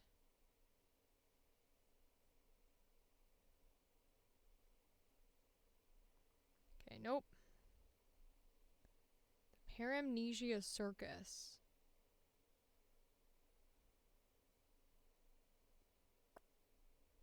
Let's look at it. Uh-huh.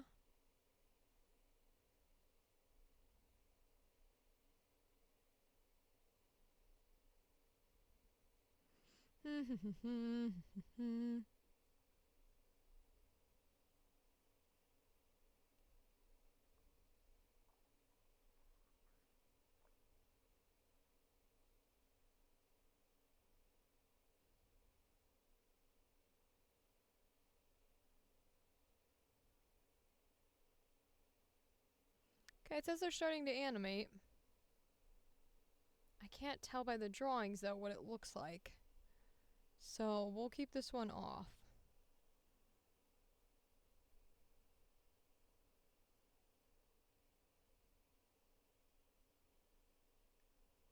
Foundation files. School readiness. Soul Ripple.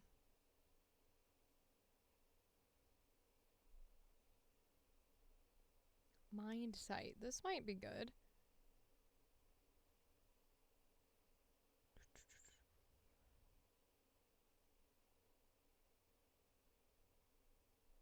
Okay.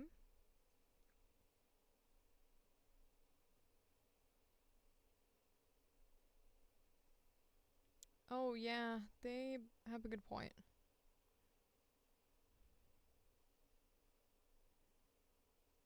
Lucy Wigburn looks like we could do her, though. Serving as the secondary protagonist, the voice of Lucy Wigburn is a lead role.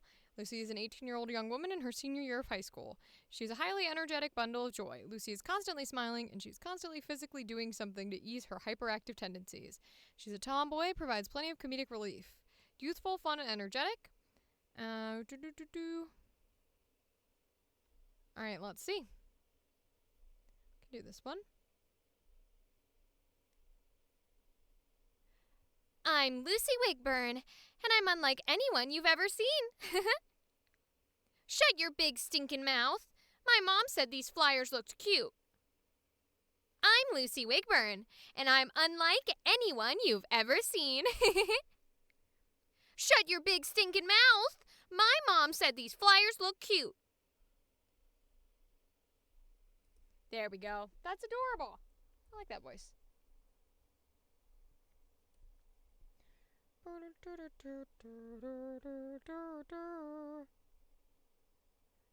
Nice. Extra cut. And nice again. Okay. So, voice denoise. And normalize.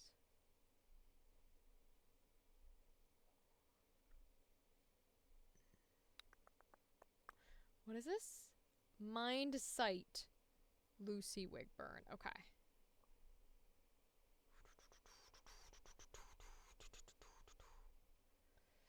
Mind Sight.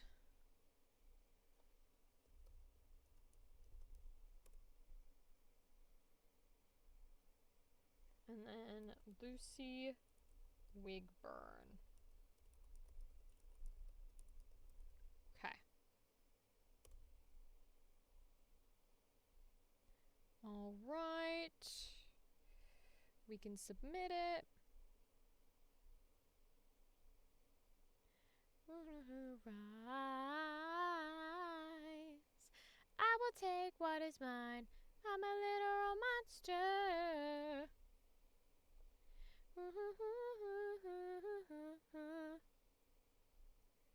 Okay, Tamora Teller is a woman in her early 20s. She's a grumpy, highly sarcastic individual. She's very critical and judgmental. Although Tamora may have a rough exterior, she's a big softie on the inside. You might describe her as a tsundere. Gotcha. Okay, so we'll do a little bit more of like a voice for her.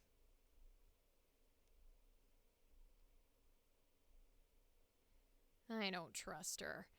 I don't care how polite or well-spoken she is. That's what makes her creepy in the first place. You're joking, right? No, really, 'cause you have got to be kidding me. I don't trust her. I don't care how polite or well-spoken she is. That's what makes her creepy in the first place. You're joking, right? No, really, 'cause you have got to be kidding me. Yeah, I like that. That was pretty good. Rise.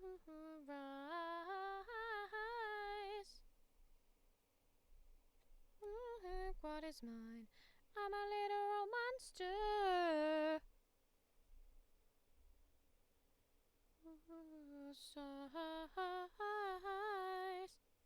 I will take what is mine. I'm a literal monster.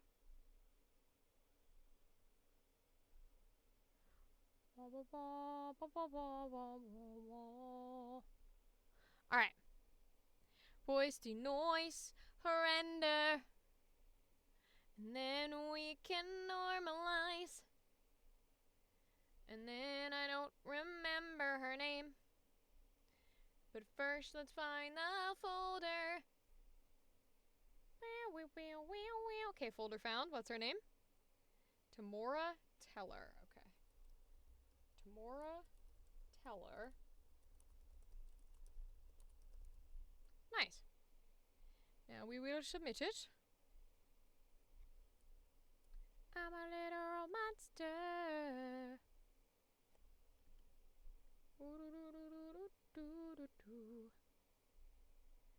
Gonna leave this hope behind.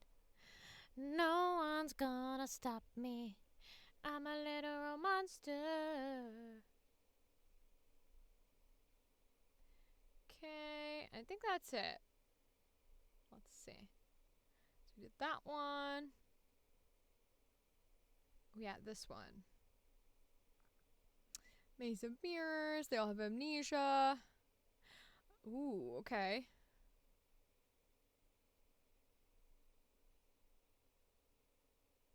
Sherlock Rose. Insightful, caring young woman in her 20s, very selfless, often putting others' needs above her own, very observant, hides her true feelings a lot of times, likes anagrams. Alright, so I'm going to make her soft, I think. We'll see. Let's find out. We need to come up with a team name. Something that encapsulates all of us. I got it!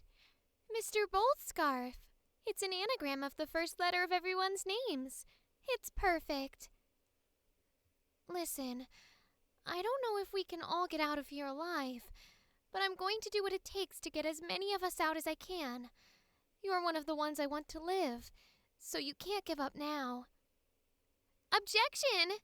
You've been shifting the blame on others this whole time, almost like you're trying to hide something. You've been hiding your arm behind your back. There are pieces of glass hidden under the carpet, not to mention the red droplets on the ground. I got this all figured out. You broke the glass lamp and tried to hide it, but you cut your arm in the process. This is the truth of what happened. We need to come up with a team name, something that encapsulates all of us. I got it! Mr. Boldscarf. It's an anagram of the first letter of everyone's names. It's perfect. Listen, I don't know if we can all get out of here alive, but I'm going to do what it takes to get as many of us out as I can. You're one of the ones I want to live, so you can't give up now. Objection! You've been shifting the blame on others this whole time, almost like you're trying to hide something. You've been hiding your arm behind your back. There are pieces of glass hidden under the carpet, not to mention the red droplets on the ground. I got this all figured out. You broke the glass lamp and tried to hide it, but you cut your arm in the process. This is the truth of what happened. cute. It's a nice, fun voice to do. Won't escape my kind. I will take what is mine. I'm a literal monster. His fists are always half cocked. Accuser.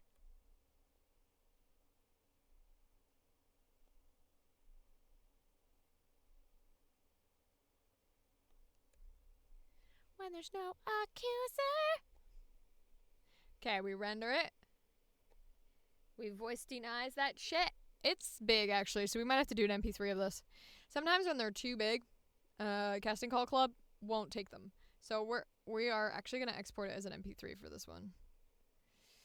Because MP3 makes them smaller. Okay, what's this one called?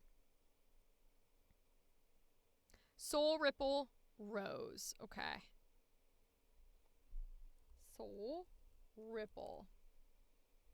That's not how you spell that, brain. Rename that shit. Soul Ripple. Thank you. No! God fucking help me. SOULRIPPLE. God damn. Woo! I did 2 L's and 1 P. And then I redid it and I did 2 O's. And so, and I was like, Jesus Lord, he hate me. Okay. All right. It's about to be finished. It's going to take a few seconds, and it is done.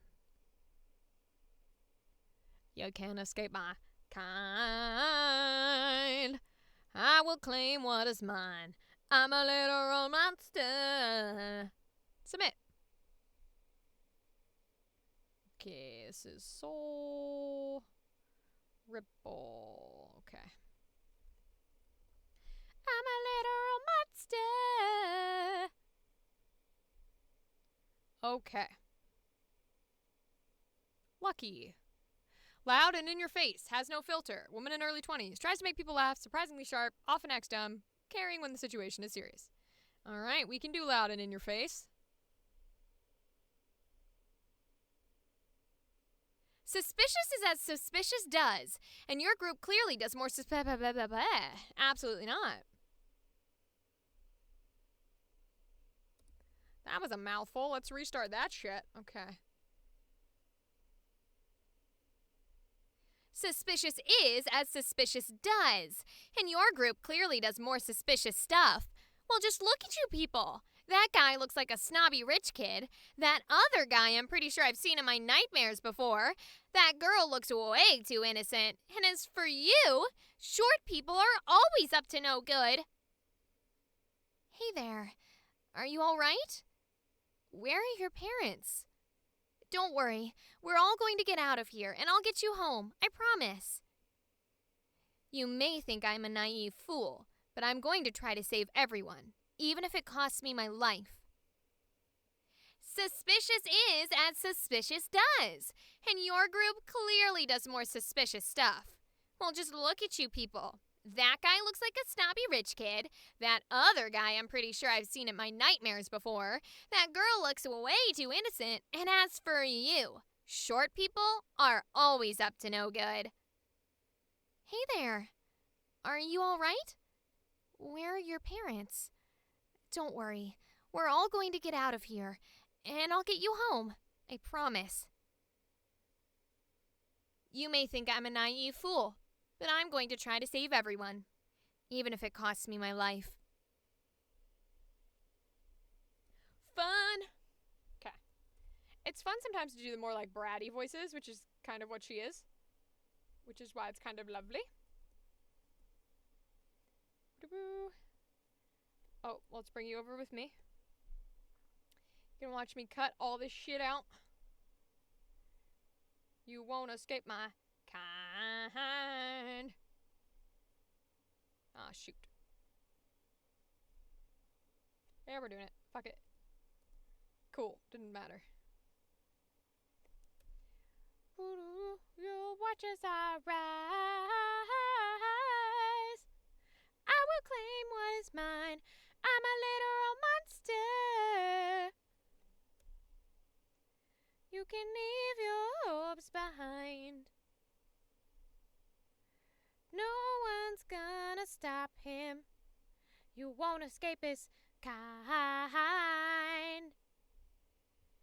I will claim what is mine.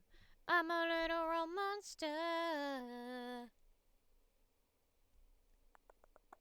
This one's long as well, so I'm gonna MP3 this one. Wah, wah, wah, wah, wah, wah, wah. I think her name was Lucky. Whoops, I clicked a wave. Wah, wah, wah, wah, wah, wah, wah. Who knew she was lucky? Wah, wah. I don't remember what the show's called. Soul Ripple, okay. Wah, wah, wah, wah. Not on my terms. Nice. Wah, wah, wah, wah. Do you know wah, wah, wah, wah, where we go? I don't think you have a clue. Next time let me know. I don't think you have an idea of where we could go. Okay. Four Eyes. Oh, that's an old joke, but okay. Easily frustrated and confrontational girl in her late teens. Self-centered, insecure, simple-minded with simple vocabulary. Has a tendency to shout and curse. Okay, here we go. Huh? Who the hell are you? Cat got your tongue? So are you the one who put me in here? Well, answer me. Look, you do whatever shit you want, but I'm not sticking my neck out for you just to get myself killed. You can die your stupid death on your own. That puzzle was pretty intricate. You did a good job solving it, Sherlock.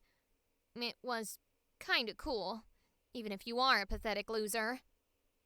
Huh? Who the hell are you? Cat got your tongue? So are you the one who put me in here? Well, answer me. Look, you do whatever shit you want, but I'm not sticking my neck out for you just to get myself killed. You can die your stupid death on your own. That puzzle was pretty intricate. You did a good job solving it, Sherlock. It was kinda cool, even if you are a pathetic loser. That's a fun voice. I don't get to do that one very often. For whatever reason, I don't generally get cast as, like, the nasally style voices. But to be fair, not many, like, projects anymore want the nasal voice. It's sort of an old voice trope that we have kind of moved on from. We don't really use it much in shows anymore. There are a lot of shows that, even though they're comedic, even though maybe they're for younger people, even though they have a lot of fun and adventure in them, and you might have over-the-top voices, they often don't do the stereotypical, like, Looney Tunes funny voices. Which one of them is the nasal, right? One of them's the type of thing. And I don't know if it's because they think those voices don't get taken seriously when they do serious things, which could be the case, could very well be the case. Or if maybe we've just moved on from it as a society, we don't, like, find it funny anymore, which could also be the case. I don't know. I don't really know.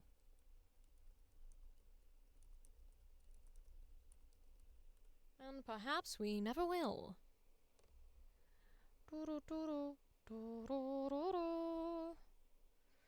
will take what is mine. I'm a literal monster. Wah, wah, wah, wah, wah, wah.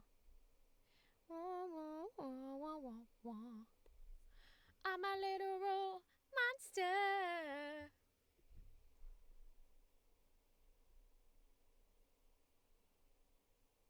Mouse. Nerdy talkative. Ooh, little girl. That means we gotta do little girl voice. Makes references, deflects, surprisingly carefree. Cool.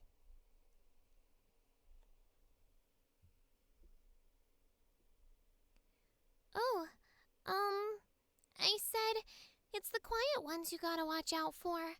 The ones that are all quiet the whole time, but then start talking when things get dicey, are usually trying to hide something.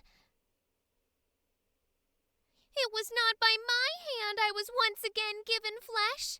I was brought here by humans who wished to pay me tribute. What is a man? A miserable little pile of secrets. But enough talk. Have at you. It wasn't me, I swear. I know I was alone the whole time, but I couldn't have done it. Please, you have to believe me. Oh, I said, it's the quiet ones you gotta watch out for. The ones that are all quiet the whole time, but then start talking when things get dicey, are usually trying to hide something. It was not by my hand. I was once again given flesh. I was brought here by humans who wish to pay me tribute. What is a man? A miserable little pile of secrets. But enough talk. Have at you. It wasn't me, I swear. I know I was alone the whole time, but I couldn't have done it. Please, you have to believe me. That is high-pitched whiny child versus soft breathy child. Still high. Still like same voice pitch. Just the difference between a whine that's a bit more in the mouth and the nose and a soft sort of vocalization of it. It's a bit more in the cheeks and the palate.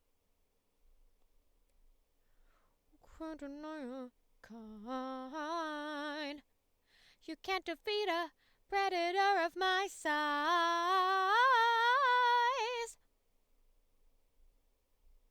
I will take what is mine. I'm a literal monster.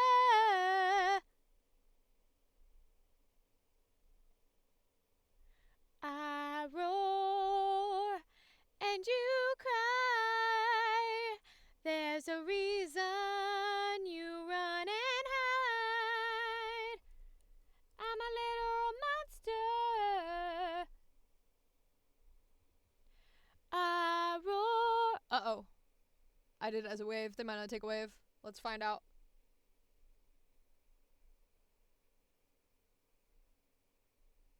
Ooh, thank goodness. Okay, cool. I roar and you cry. There's a reason you run and hide. I'm a literal monster. Cool. Who's next? Angel. Another child. Okay. Sweet, caring little girl. Waits and listens before responding. Good at reading people. Not easily frightened. Okay. So this might be more the soft little girl vibes, but we'll give it a shot.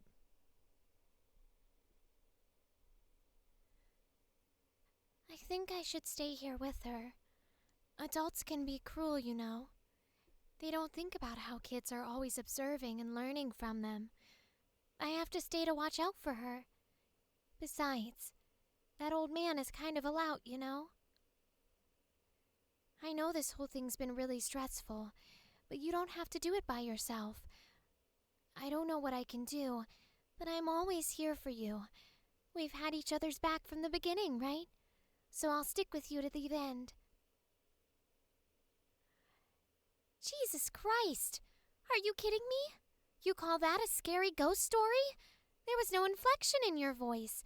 The pacing was completely off, and you fumbled the twist reveal with the grace of a one-legged drunk. Start over, and this time, put more emotion into it. I think I should stay here with her. Adults can be cruel, you know. They don't think about how kids are always observing and learning from them. I have to stay to watch out for her. Besides, that old man is kind of a lout, you know. I know this whole thing's been really stressful, but you don't have to do it all by yourself. I don't know what I can do, but I'm always here for you. We've had each other's back from the beginning, right? So I'll stick with you to the end. Jesus Christ, are you kidding me? You call that a scary ghost story? There was no inflection in your voice. The pacing was completely off, and you fumbled the twist reveal with the grace of a one-legged drunk. Start over, and this time, put more emotion into it. Nice. So we just ended up doing both of them again. So I think it's good to give options. Wha-bam. I roar and you cry. There's a reason you run and hide. I'm a literal monster. I roar and you cry. Try and get up there and do the whistle tones. Not in my life.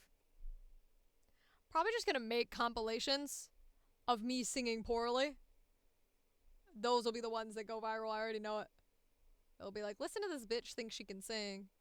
For the record, I don't.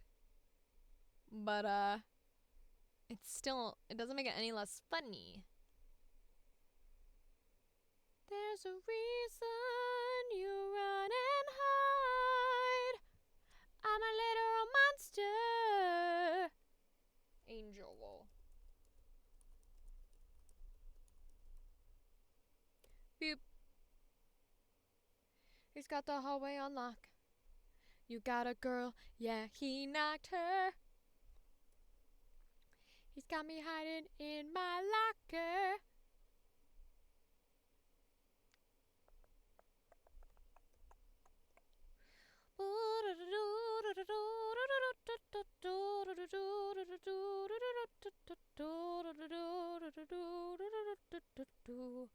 All right. I think that's where we're going to end today. Yeah, 33 days, 89 days, 92. Yeah, I think that's pretty good.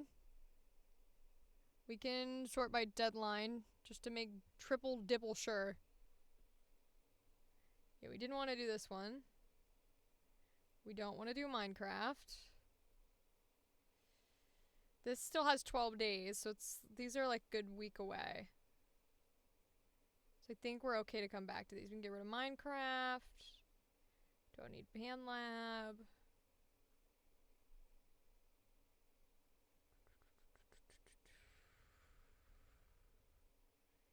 VR recording group. Nope. Next journey.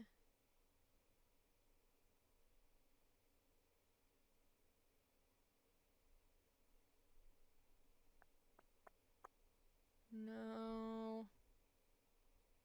Ooh, those are some good animal drawings, though.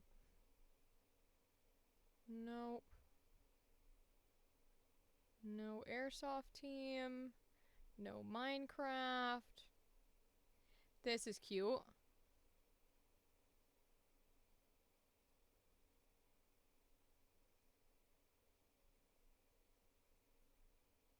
No Minecraft.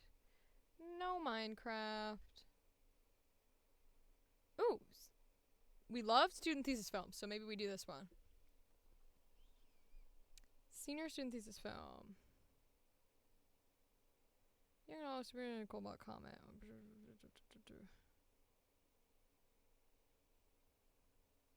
Okay, male. Male. Female.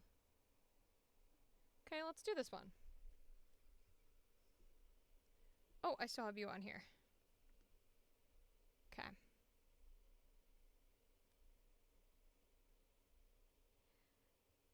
Everything seemed fine on the east side of town. I had no trouble getting around. Eli, are you all right? What happened? Everything seemed fine on the east side of town. I had no trouble getting around. Eli, are you all right? What happened? Everything seemed fine on the east side of town. I had no trouble getting around. Eli, are you all right? What happened? All right. I did 3 so that they had a full voice range of me there, from normal to high to low. Because I don't know what they're looking for. You roar, I roar, and you hide. I'm the reason you run and hide. I'm a literal monster.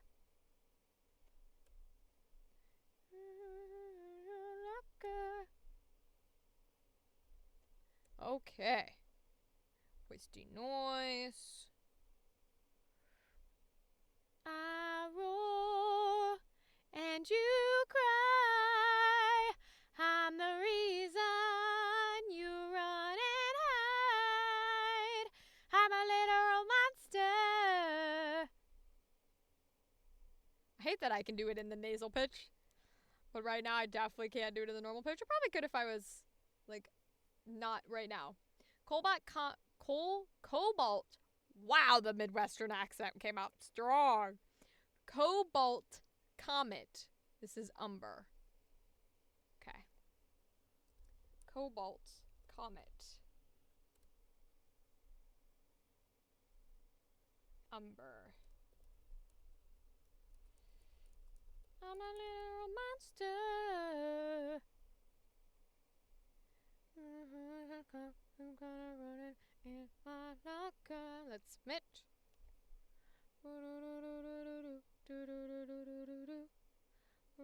Yeah, he not her.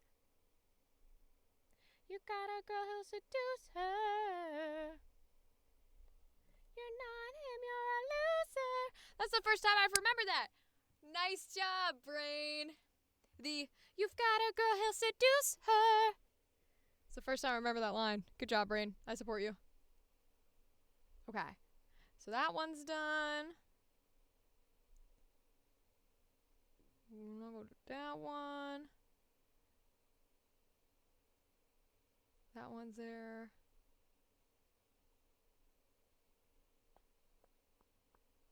Nope, no comic dubs.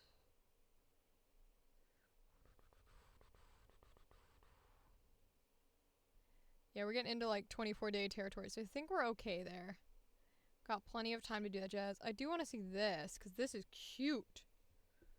Working on goal line rules. So sending this cast call to get a VA. That's a cute little drawing. This main character in this picture, what I'm looking for is someone who sounds like a young female with cute cartoony voice. Charlie Mange, Morning Star, if you can do it. Do you have any further questions? I don't know if I care for that. This doesn't have any description whatsoever, so we're gonna get rid of that too. This is pretty cool. This is well-drawn art.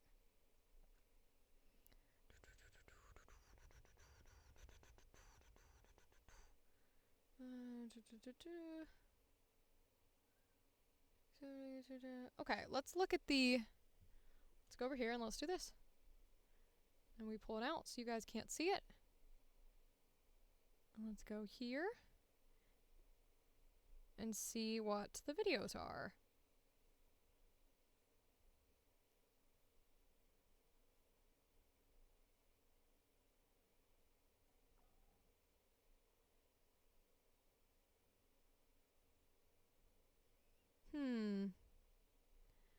Not quite the drawings.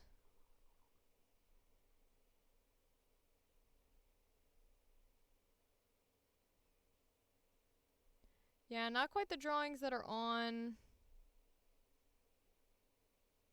whatchamacallit. That are, like, being shown. Alright, so I'll leave it for looking at next time then. We'll see what we feel about it next time. I think that's where we're gonna end. I'm a little monster.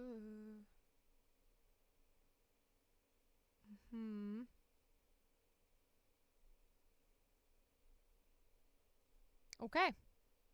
Alright, we're gonna end this here today. So thank you for hanging with me for this session of voice acting auditions. Hopefully you had some fun listening to me do some weird voices if you were here for the beginning, and you got to experience me doing the next episode of the Voicing Artist Original Character Series. That's awesome, and I'm glad you were able to do that. If not, or if you were and you still want to see the finalized video, it'll be on YouTube. Usually I record about a week or two ahead of time, so expect one coming out this week from the last time we did one, and then the week after that will be this one.